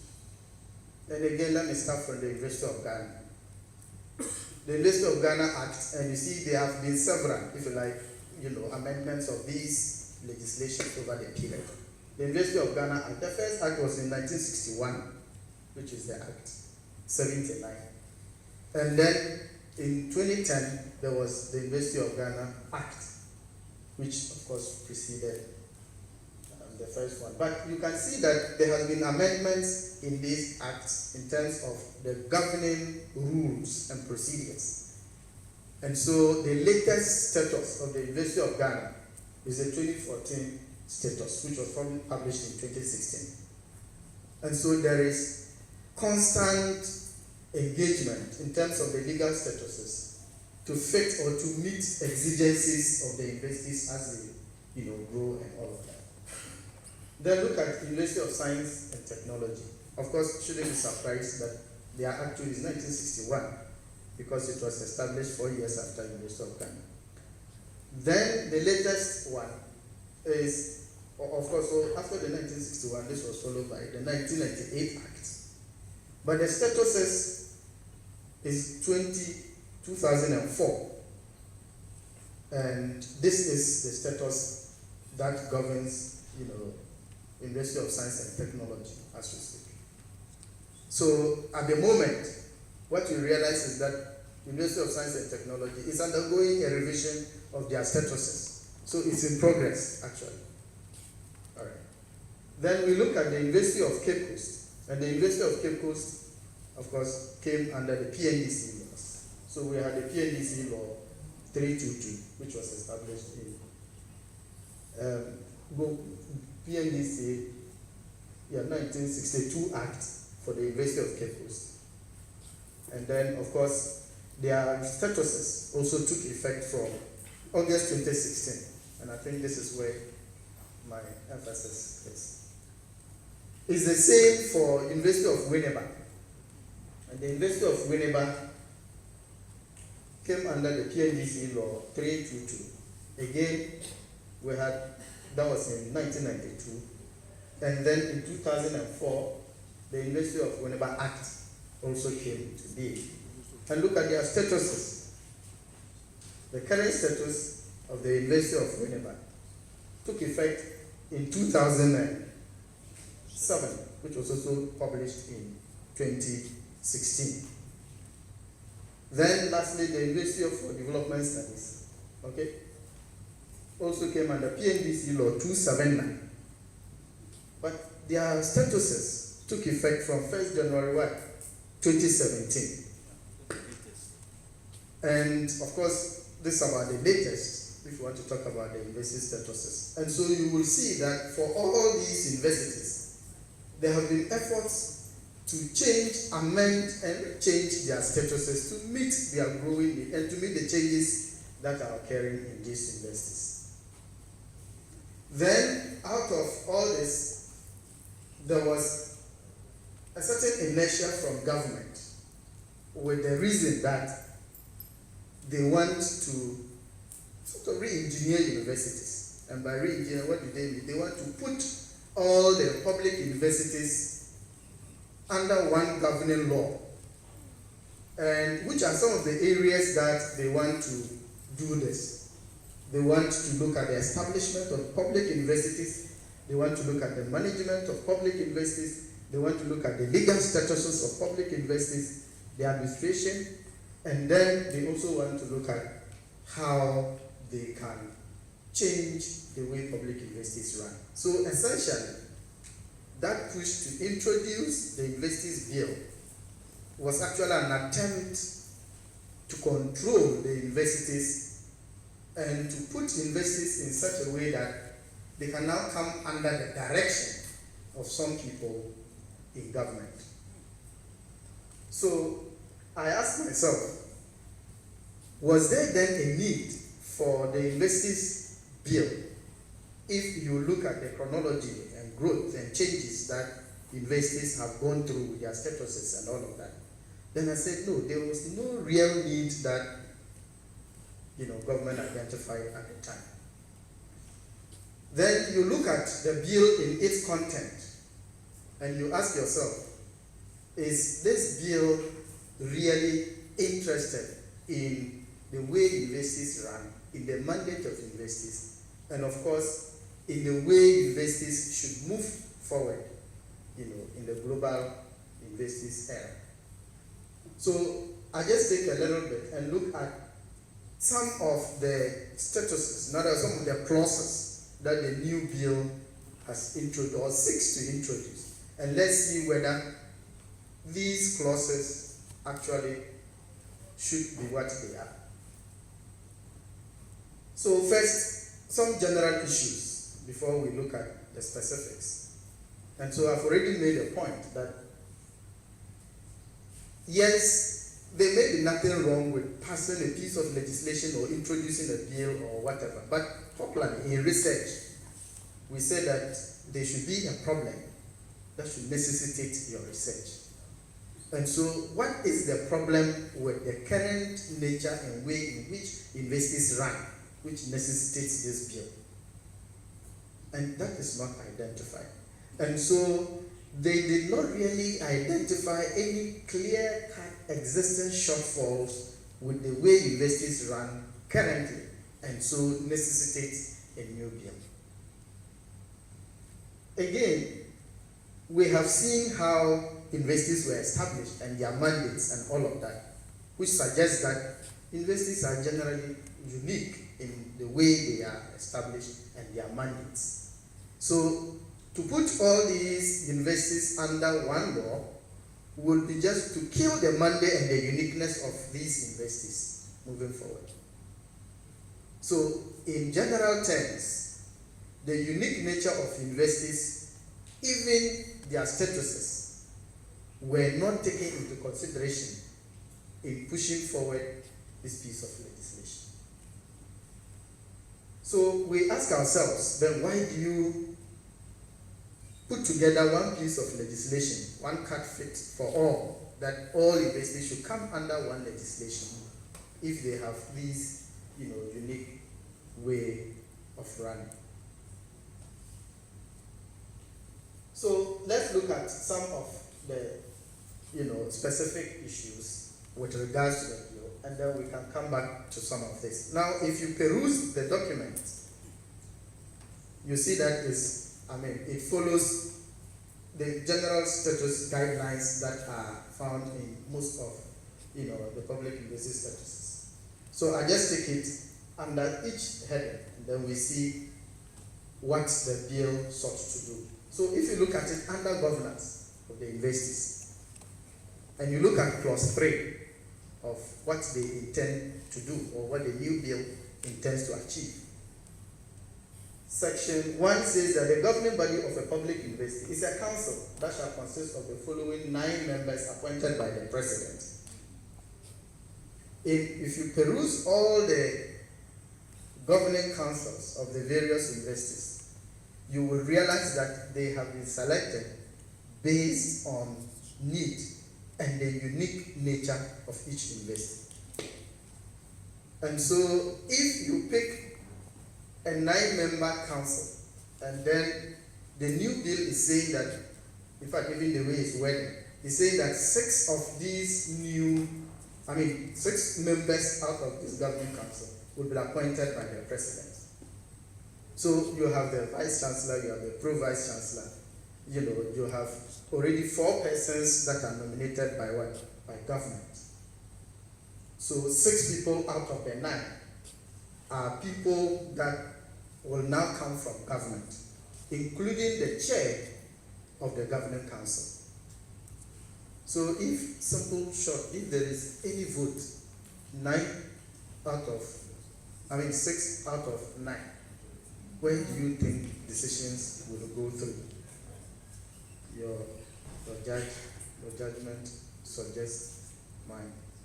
And so you can already see that governing councils, which are the fulcrum for the strategic decisions of universities, government now wants to say, hey, take a break, let me introduce more people so I can have a bigger say in how they are run. Now, if you look at clause 3, so look at clause 1, if you look at clause 3.5, it says the president may dissolve and reconstitute the council in cases of emergencies or appoint an interim council to operate for a stipulated period. And I'm sure you all know what happened to KNUSC. Prof. Moro is here. So you can just ask yourself, what is emergency? Being an undergraduate student at the University of Cape, I know that when we had water crisis, a maximum of 21 days, the university itself says that, please, can we take a break so we look at it? Why should that be now the power of somebody to sit somewhere and define an emergency and close down the university? So you can say that there are security threats, nobody sees it, so university closed down. We've moved forward. And so such a clause is nothing but just to control the way you want to run universities. Then you just look at clause 3, section 1D. If it says that one representative of the registered unions in the university on rotational basis. So if you were to look at the way the councils are constituted, there's a representative from UTAC, there's a representative from FUSAC, there's a representative from CRASAC, a representative from SRC, and all of that. Then now you are saying that just get one representative for all these unions. UTAC, they've elected their leaders, their president, whatever. FUSAC have done, say, SRC. So now you are saying that just present one. So who is that one that will go first of all? And even the tenure of it. So as soon, and they are killing their voice or voices of other unions in running a university. And so clauses such as this are problematic. And so at this stage of the bill, if clauses like this are passed into law, it will create problems for the ways universities run. Now let's look at the functions a little bit, particularly of the council. Clause 5E says that control the finances of the university and determine the allocation and proper use of funds. I was even thinking, what is proper use of funds? Are you saying universities don't use their funds? We know that in universities, IGFs have built lecture rooms and all of that. Now you are saying, proper use of funds. And more so, you are saying control. So now the council will control the way finances are used in the university. Don't forget, 6 out of the 9 members of that council are government people. So you can imagine what will happen to finance. Just a total control of the university finances. Then it's still that same function clause. I mean, you will see that clause 5H also says that make professorial level appointments on the recommendation of the appointments committee of the academic board, as may be prescribed by the status of the university. So assume the governing board now is to be appointed, and in fact, confirming appointed professors. So be careful then at that time what kind of professor they are. If you are a professor sympathetic, so to speak, of a particular government, don't worry, your council in the university will push you through. So it challenges even the quality that we will have at the end of the day. Because if I like you to be a professor, just forget it. Once I have a council in my favor, that will augur to my good. And so things such as this are even purely academic. So why do you want to even take the academic freedom that universities now have? And in fact, in other jurisdictions, universities all over are self-governing institutions. Popularly speaking, we are supposed to be a microcosm of democracy, right? Which then can be transferred into general society for all of us to learn from and all of that. And so if now government can appoint a professor, that is problematic for universities. Then disclosure of interest. I just found that, look at what will happen. It's in clause 8.2 says that where a member contravenes, there's an earlier clause, contravenes section 1, which is about that if you are a member and there is conflict of interest, if you are a member of the governing council and there is conflict of interest, you should declare your interest, or you should let the council know what that interest of yours is and all of that. So then clause 2 says that when a member contravenes section 1, then the chairperson shall notify the minister, who shall inform the president in writing to revoke the appointment of that member. So assume that member is UTAC president, FUSAC president, SRC, and all of that. So the minister should write to president to revoke the membership of that particular member when that member was democratically elected by his or her constituency. This we think it doesn't sit well in the way universities should run. Then under composition of the academic board, and this is just somewhere that I may end. Clause 17, which is under composition of an academic board. It says, clause 17.1 says that it's an overbloated side of an academic board. Now, when you look at how academic boards and professors are here, we have deans, HODs, provosts, vice chancellor with registrar finance sitting in there, and then they will select people. And the purpose of the academic board is thoroughly to discuss academic matters that will inure to the benefit of academic quality and smooth running of universities. Now, what this new bill is suggesting is that the academic board should be reconstituted. And then they are saying that, yes, it should include the vice chancellor, the pro-vice chancellor, provost, deans, heads of departments. And it's saying that, of course, institutes, centers, all of these, their leaders will be there. And then a nominee from each department will also be there. Then four people nominated by convocation will also be there. And then, so you end up actually having an assembly and not an academic board. So if you have 60 people as academic board, the question, what kind of academic discussion can go on? And what sort of, such an amorphous, large academic board will you have? And so even on how to form our academic committees and all of that, based on this, it then becomes a problem.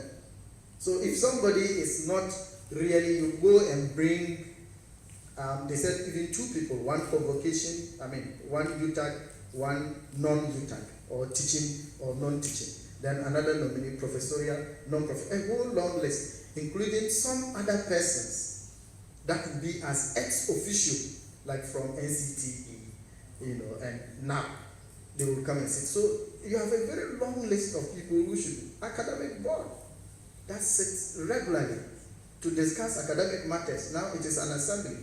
I won't even talk about the financial implications of that. What have you.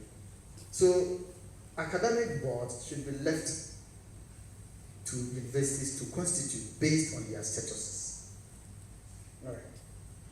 Now I find these two quite interesting. This clause 39.1 and then clause 42.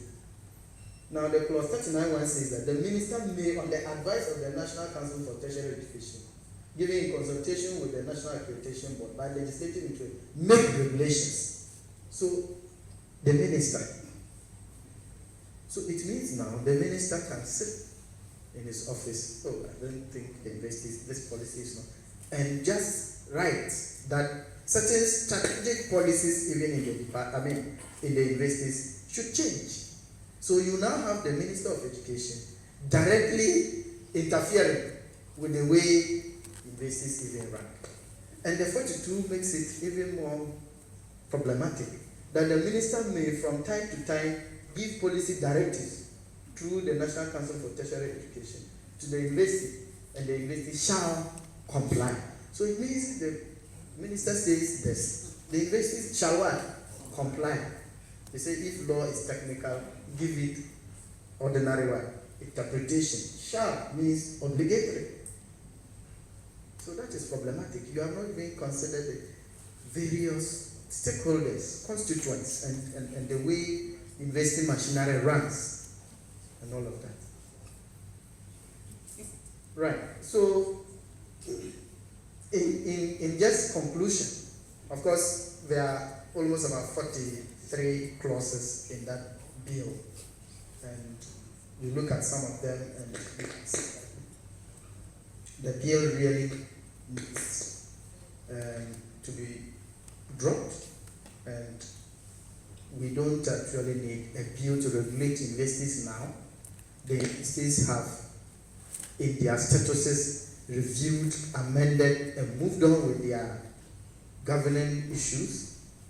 And so we don't need an overarching bill that now brings in executive interference. And you see the indirect control in almost virtually a lot of the affairs that goes on within the universities. So if the minister even decides that I have a research agreement with somebody from another university, maybe outside the country, maybe inside, I need now to communicate to the minister, for the minister to agree that, okay, this research that you are going to engage in, or this kind of arrangement that you want to have with this university, I like it or I don't like it. So you can imagine how difficult universities will run. It will also reduce this semi-autonomous status of universities to mere, schools that government can control. So that will again impinge on this academic freedom that we are talking about. So in conclusion, we are saying that largely the attempt by government to introduce this bill is just to control universities, and that does not solve the challenges that public universities face. And again, we are saying that if there are issues with specific statuses in public universities, let us target these statuses, subject them to reviews, identify the problems, and then fix them. The university can do, in fact, if government wants, it can do other things. I've been asking myself, are they harmonized conditions of service for all public universities in Ghana? So come to us, let us dialogue and discuss the issues. And so to just attempt to introduce a bill to, control and manage, virtually run, appoint professors and all of that, is not the best way universities should run. And so the disquietness that the bill has generated should just be put in the deep freezer for now.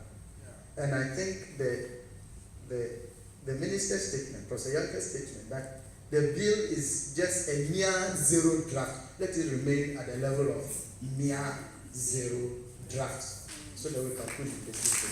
Thank you.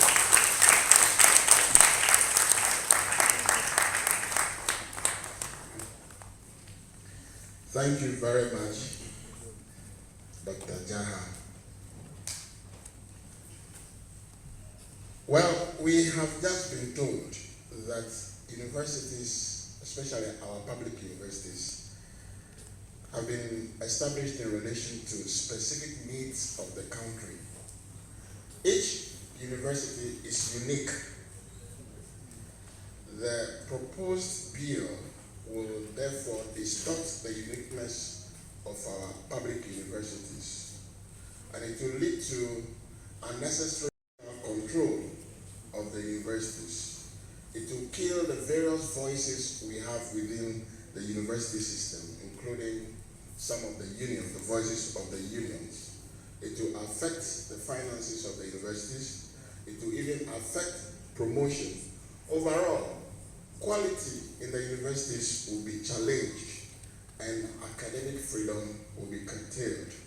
So, we do not have that need to have a new bill that covers all, or an act that covers all universities. That the universities are well structured and positioned to address challenges that face them. Thank you very much, Razak. We will have our final speaker who will talk to us about whether or not our public universities are ready to receive or to admit the free SHS graduates come 2020. Let's welcome Dr. Samson Obed Appiah.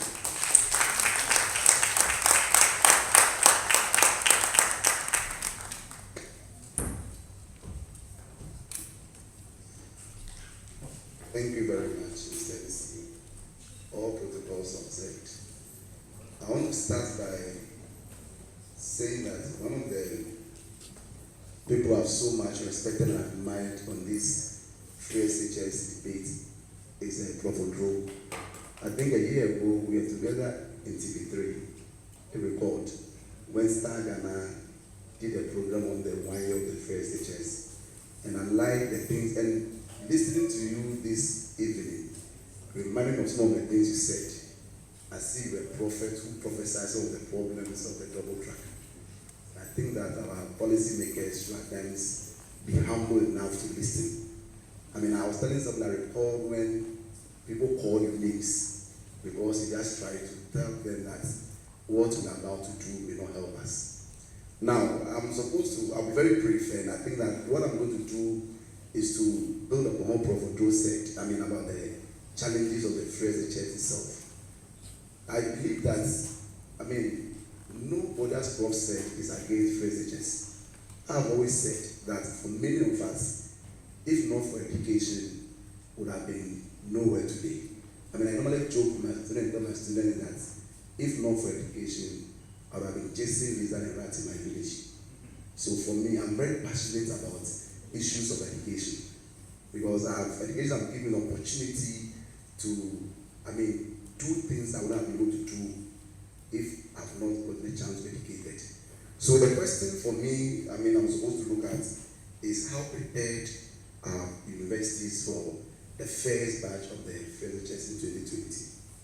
Now, just last Tuesday, I heard our president re-echoed a statement he had made in the past in my own alma mater, that's Mauli School. I was a Maulian.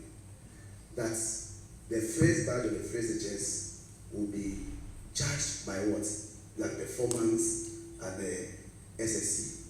So I began to ask myself, so now we reduce the standard of the success of the FSHS by those who are going to write the examination. So I began to ask a few people, does it mean that the ministry and the government are going to make a way by which even if people do not pass, will try to pass them? That's a very important question that as academics and policymakers we should be asking. Because for me, that is judgment if a president or a leader of the country, and that's the second time he made that comment. And those of you following the Maui School thing on Tuesday, I was a bit surprised. I felt the first one was a mistake, so you wouldn't have repeated it. So for me, it simply means therefore that, there's an attempt to make sure that let the student pass. It was very emphatic. Let me quote him. He said that the first batch should shame its critics by passing very well. Now, so if they pass, and probably remembered at the last Ghana TV3 program, a student from West African Secondary School, said something I became very sad about. That he felt that our ministry and our government is just interested in them having free education. And the boy asked the question, so after free education, what next? And I think that is what Prof eloquently explained here in terms of the issue of quality and equity. So we give people free education, they graduate. So the question is, are they able to get admission to the universities? Now, I want to first of all look at a statement made by the minister in charge of tertiary education, Prof. Kwesiyanka, when he said in October 2018 that the government is projecting that an extra number of 45,000 students will get transition into our tertiary institutions in 2020. That is going by their estimates. So the question for us to ask ourselves, how prepared are our universities for these graduates? Now, there are three areas I'm going to look at in terms of the preparedness. And after that, in the open discussion, we can know. I think I'm happy many of our students are also here. Because many of the things I'm going to talk about are things that are directly going to affect you as students also here. Now, one area I want to look at first is the issue of infrastructure. Now, many of us here, especially at the University of Ghana, early this academic year, have seen a lot of the issues about the policy of accommodation. In fact, I was telling somebody that maybe we didn't pay attention. This problem of accommodation started last year, but it's as if we swept under the carpet. But this year, unfortunately, maybe the media came in and it blew out of our faces. Now, according to the latest or recent matriculation of the University of Ghana, the Vice Chancellor indicated that the university have admitted about 18,000 plus students. And the point is that per our traditional halls, we have about 7,000 beds. So if you look at the number of beds we have available, if you add maybe the new halls to it, the truth is that the universities are not, Legon for example, and I know my colleagues from UCC, Kenya University will also attest to the same fact. We don't have the facility in terms of accommodation to admit many of our students. And the last semester, the first year, was a very good example for many of us. It got to a time when many of us, even as lecturers or senior members of campus, were not picking our course. Because people outside felt that once you are here, you are a senior hall tutor, or even you are a hall tutor, you have access to accommodation. But the truth was that even there are people here who are senior tutors who could not even help other people. Because the truth is that the halls or the rooms are simply not available. Now, I'm expecting, we are in, today's date is 13th of November. The first part of the FSHS will come to the universities in September 2020. So by now, there should have been concrete steps put in place by governments to ensure that we see some effort by the universities are supposed to solve the accommodation challenges. Just last week, we heard our Vice Chancellor here in collaboration with All Founder Association, which I'm a member, trying to solve the problem in a way by cutting salt for the construction of the annexes to Commonwealth this world. Now, a colleague asked me a question that if you are constructing an annex to Commonwealth Hall, and you look very carefully in most of the halls, the challenge is with getting females accommodation. We know Commonwealth is a traditional hall that accommodates only what? Males. So even if you are able to even create opportunities for, which I'm not even sure we can fulfill before 2020. The question is, what about the number of females that we are trying to bring to the university? So by now, we should have started thinking about, instead of listening to Razak, instead of thinking about unified university bill, these for me are the pertinent issues that the state or the government should be interested in. I believe that if we are serious about giving free education and knowing that, looking to the president's statement, that the graduate or the first HS beneficiaries should shape the critics, then it means that government should be serious in providing accommodation to the students that will come next academic year. But as we speak now, many of our first year students are still non-residents. I teach a level 100 class on Tuesday 7:30. At times I have to wait and start around 7:45 because many of the students are coming from home. And some are coming as far from Kaswa.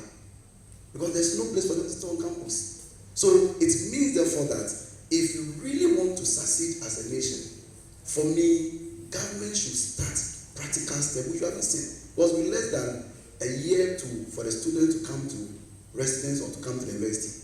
So the accommodation issue is one area I can confidently say that our government, our state is not ready. Then let's come to the issue of the lecture halls.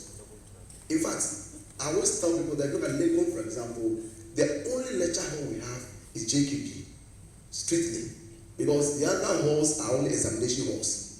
The new end block, the end block, the district building, these are typically examination halls. So the question is, if we are even thinking about increasing our admissions, which will happen next year, how many lecture halls have we put up as at now? In fact, let me give an example. I teach a level 1 sociology class, and this year we're giving the end block, the N2. And the last time I checked, and I just checked from the I am going to have on Sunday, I have a level 1 sociology class of 1,725, which have been divided into 3 classes, Group A, Group B, and Group C. When I went to the end block the first time to teach, I stepped out of the class saying they should change the venue. The class had been moved to GCP building, and even that, students are always looking for a place to sit. So my question is, if we are thinking of adding more numbers to these students next year, what arrangement have we done? And I'm sure colleagues from UCC, KUST can also tackle the same problems. We have, so even if we solve the issue of accommodation, the issue of lecture halls have something we have to look at. How many lecture facilities have we built over the past 5 or 4 years? So if government is now thinking about we need to have a unified university though, where they now control our finances, where do we get the money from our IGF? We know as we speak now, about 34% of all university. So we expect that at this point, government should have practical steps. If we really are interested in making a first work as the president wants us to believe, I have an opinion that by now there should be practical steps when it comes to the construction of lecture halls. Then thirdly, the issue of human resource development. In fact, the truth is that many of our colleagues there will attest to the fact, especially those of us in the humanities, we are overburdened. So imagine we have a class of over 1,007, shared among 3 lecturers. How do you expect the lecturer to mark the students are writing IE on Sunday? Exams are starting from around the level 1 will start around 9th of November, December. You expect me between Sunday and 9th November to assess over 1,007 IEs, then prepare. I want to teach a level 400, and many of colleagues here know that we don't teach only one level. So, and we know that there is a restriction when it comes to recruitment of lecturers. In fact, I was speaking to the dean of the New Deal Business School last month, and he was telling me the fact that business school have 5 departments. And when access was given for recruitment, they gave the whole of business school too slow to recruit. So 5 departments. 6, sorry, that's very good, actually. Thank you for the correction. There are 6 departments in the University of Ghana Business School. But when they were given access to recruitment, they only gave them 2 slots. Lecturers have retired, some have left the university. How do we expect the number of lecturers we have now to handle over the number we are going to get next year? And let's not forget, the duty of the lecturer in an appointment is not only to teach, it's to also do what? Research. And we all know here that the lecturer's promotion and advancement is more on what? Research. So you expect me to teach about 1,007 students, grade their mark, I want to teach level 400. And he said the interesting thing about most public schools now, universities now, is that the same lecturer is the one teaching the main campus. Many of us go to teach the city campus, and we also do distance education. So the whole of the academic year, when the student vacates, the same lecturer is supposed to set questions for distance education and grade them. So as we are going to vacate on 20th of December, by 21st December, distance education students will start their exams. They'll finish their exams around January 16th. By the next week, the continuous students are opening. How do you expect a lecturer to be able to grade all this set of students? So you realize therefore that in terms of the human resource, government is not making any efforts to help get more lecturers into the universities. I mean, we all know about the recent issue about people who go on retirement at 60, they will not be allowed. And my point is that we all know, and the proof is that for many departments, many of these our colleagues who are 60 are the ones who supervise the PhD students. So if you tell the person to go after 60, who supervises them? So are we thinking about our PhDs? But we have a government who decides that when you are 60, you have no business to come back to university. So I believe that in terms of even the human resource, and even one of the areas I've also argued about the fact is that we always think about the accommodation for the students. But the truth is that about 80% of the University of Ghana lecturers do not stay on campus. Some people stay as far as Kaswa. So when we are thinking now, we are waiting for accommodation for students, we don't think about lecturers' accommodation. So how do you expect the lecturer to have the peace of mind to drive all the way from Kaswa to Legon? And I know in Cape Coast, many of them also say about the same thing in UK University. So you realize clearly that our government's policy on the free SHS does not have a direct link with the tertiary institutions. So next year, 2020, don't be surprised when we see the same challenges with the double track as we saw, as Prof. Odo alluded to. For me, I think that by now, as intellectuals, we should. I remember I was telling when the UTAC president, the current UTAC president, I expected UTAC National to by now begin to make noise. Because it is we, the lecturers. So my question is, are we going to run double track in the universities next year? As a colleague of mine said, some will come in the morning, some will come in the afternoon, some will close in the night. Because the numbers we are expecting, I don't think we'll be able to handle them. Have we done enough infrastructure? Have we thought about the lecture halls? What about the human resource? These, for me, are very critical areas that if we really want to be prepared for the free SHS, government must begin to think about. But the level at which are going now, I'm sorry to say that with my points that our tertiary institutions, particular universities, I have heard in context people say that we'll push them to distance education. But have we thought about infrastructure? In fact, I can say that I'm privileged to work with the University of Ghana distance education as an examination officer. And at times, you go to Records College, students go for tutorial, they have no place to sit. So if you even think about thinking of distance education, the question, do we have the infrastructure? Do we even have the facility? So the issue about lecturers even coming. So you want me to go and teach distance education. The question is, will you remunerate me according to that? As we know now, the double track, the gold track, the green track, teachers are asked to move from gold to green without being paid. In fact, in my own alma mater, the old student had to fight the headmaster because the student complained it was NAPCO teacher were teaching the mathematics. So is that what you want to replicate in the tertiary institutions also?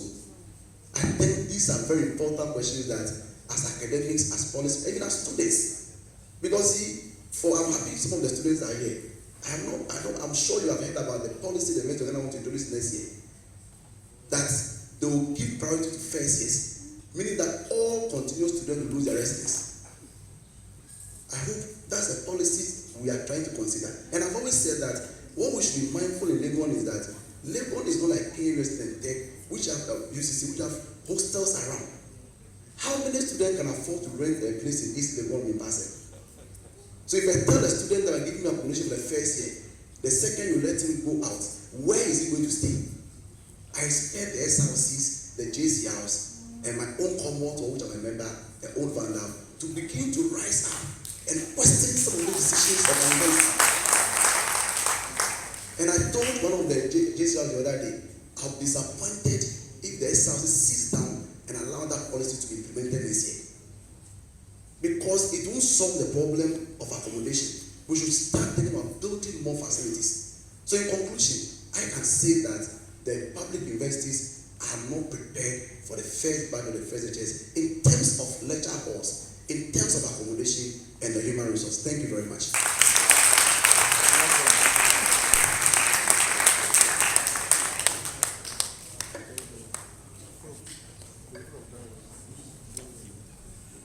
Thank you very much, Dr. Pierre. At this stage, I would like you to give yourselves a big round of applause. Yes, that is so because under normal circumstances, when we have long lectures like this, by now people will be sleeping or walking out. But it appears we've been engaged so much and there's no way we could fall asleep because we are addressing issues that are very pertinent to the success of our nation. Thank you very much, Dr. Appiah. We do not have enough accommodation. The lecture theaters are limited. We have shortage with regard to lecturers, limited post-retirement contracts. Most lecturers or all lecturers are overworked and underpaid. And so if we're expecting more students to come in 2020, there will be chaos. And we have to think through that. At this stage, maybe we should take a couple of questions, and I would like to thank our media friends. Also because this is one of the first times that I've seen them endure so much. Being with us for such a long time, considering their work. Many a time they are overwhelmed, so after a short while they ask permission and go. But today, they've been with us for such a long time. Thank you very much. Give them a big round of applause. Yes, we shan't delay for long. I think the issues are very clear. So if we'll take only 4 questions, maximum. So our colleagues are returning to the podium as soon as they sit. We take 4 questions, 2 from the village to my right, 2 from the village to my left, which would include 2 ladies and 2 gentlemen, if possible. So we start. I can see some hands to my right, the first village. So, okay, he's got the mic. Yeah, hello. My name is Mohammed Kofi Asimu, a student at Research and Public Policy, University of Ghana here, graduate school. And Thomas Dye defined policy as the actions and inactions of the government. So the government decides to do what he wants and leave those that he doesn't. So my question is this. Analyzing from the first speaker, he made it known that the previous government defined the free SHS problem as accessibility. There wasn't enough access, standard which is quality and equity. And then from his point of view, the current government defined that problem as what affordability. So my question to you is this. Do you blame the government who had a solution of affordability implementing it. And then also, as academics and professors and the rest, we should be blaming you because you failed to do effective policy analysis on one side, and the government also failed to listen to the feedback the other side. So one, for the blame, you can choose to comment on it. You can't take away any blame from you because you didn't do effective policy analysis. But for you blame the government for having a solution to affordability per the implementation of ECHS. Thank you.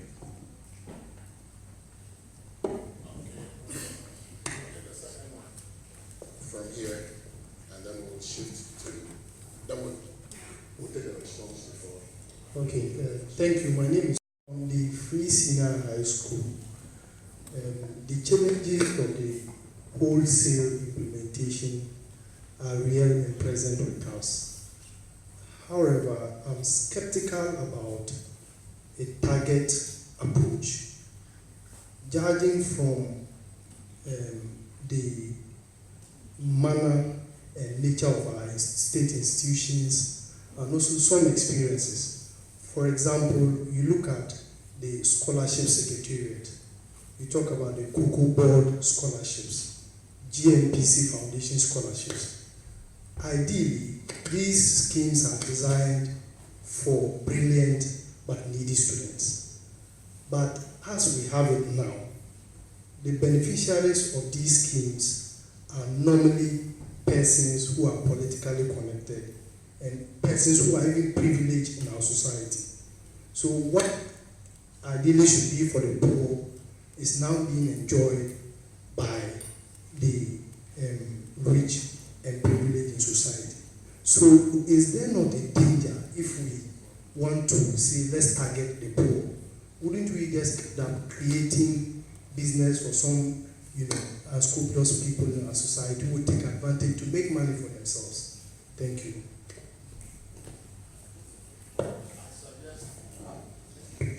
I suggest the speakers address these two, and then we'll take the second set of questions, and then we'll close.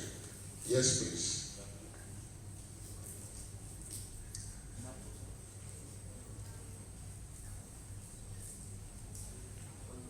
Yes, please.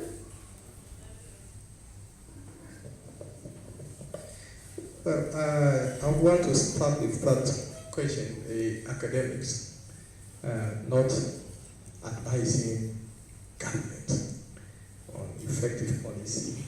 If I got the question well, that's it. I will narrow this to the free SHS. If you have followed the trend from the day that it was announced that free SHS will move beyond the progressive approach to a wholesale approach.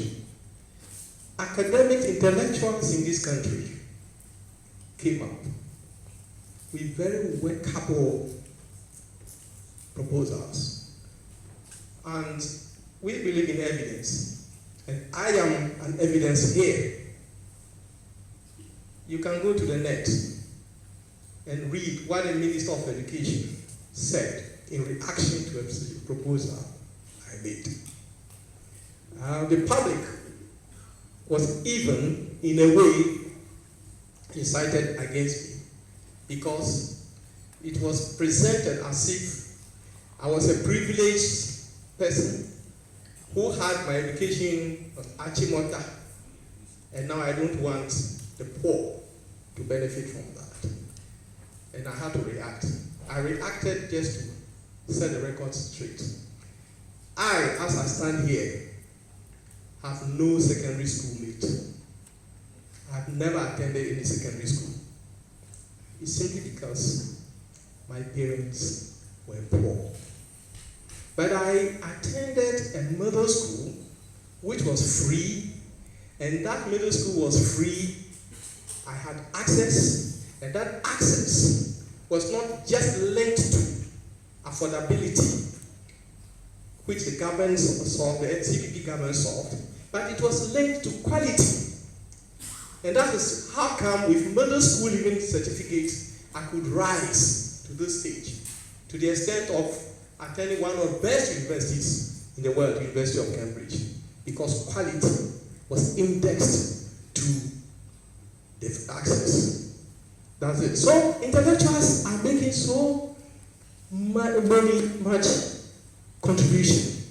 But now, a number of intellectuals are zipping their mouth just because they are attacked, they are blamed, and so a number of people are zipping.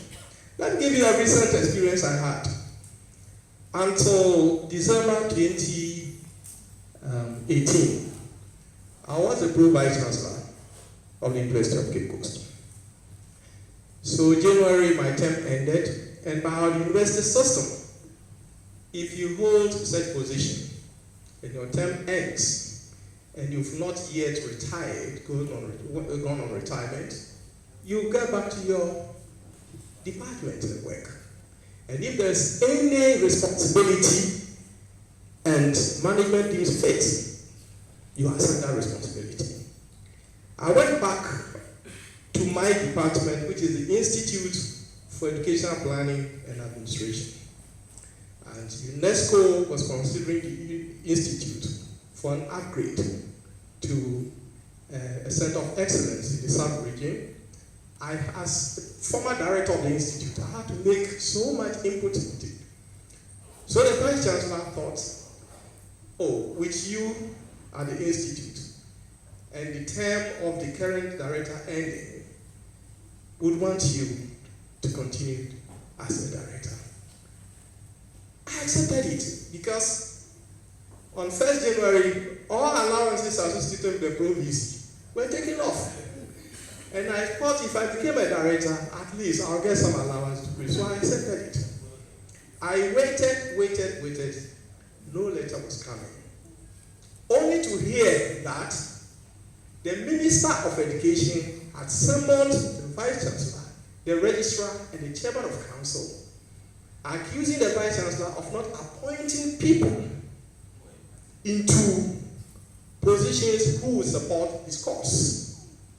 And then at that forum, he went on to single Professor Udro out and said Professor Udro had been attacking the government, and yet the Vice Chancellor wasn't doing anything about it. So this puts the Vice Chancellor in a dilemma. And eventually I had to write to the Vice Chancellor that for the sake of the university and for the sake of the IEP, I was not interested in the directorship. So this is some of the reactions we get as intellectuals when we make evidence-based proposals to inform policy. So it is wrong for anyone to think that intellectuals do not offer effective proposals to inform policy. Now, the question of affordability. If government decides to adopt an affordability approach so that the number of people who cannot access secondary education should get it, that is good. But are we saying that because you are needy, because I have to give you free, you should take anything that is given you without thinking about quality? After all, at times a beggar has a choice. A beggar also deserves quality. And the state has a responsibility not only to make access available to the needy, but access linked to quality available. Because affordability must prepare people for meaningful living. If it prepares people to gain knowledge, skills, attitudes which are half-baked, such people will become liability to our society. So affordability linked to proper planning to ensure equity is what I will go for. But not affordability. That will widen the gap between the rich and the poor. I think, and then the CMD, scholarship. Will people not take advantage of that? That also boils down to planning and strategy. I have studied the Kenya model. Kenya has said that, look, it is day. We are sponsoring day for everybody. If you want your child to go to the boarding school, pay for it and go. In that context, who will be taking advantage of who? It's a question of planning. That can be done. Thank you.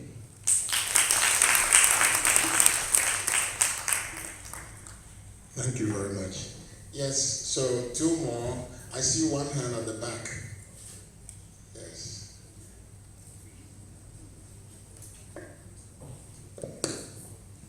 Yes, good evening to all our special guests seated on top. My question is in relation to the free senior high school. I was happy when Doug gave a lot of remedies or solutions moving forward, but if we look at the solutions he has puffed out, they are all long-term measures. 2020 is just us, and the first intake of what the students into the university will just be a stone throw. But what are some of the short-term measures that you can suggest or propose so that in the short term we can use that to salvage the situation, because we are going to have an influx of them coming into the system, and we need short-term measures. What you have proposed, to me, I think they are long-term measures. So what are the short-term measures that you will propose so that we can salvage this particular situation? Thank you very much. We'll take one up front. Oh, okay. Yeah, you hold on. Even in heaven, there's discrimination. So, good afternoon, ladies and gentlemen. This question I'm going to ask doesn't really fall within the remit of today's discussion, but it also borders on policy, and it has to do with these microfinances and the funds going down the drain. Now, all of us here fall within the age bracket of 20 to 30. We, the audience, the recipients of this particular message you are preaching out. Now, it is something that we should take interest in, because if we aren't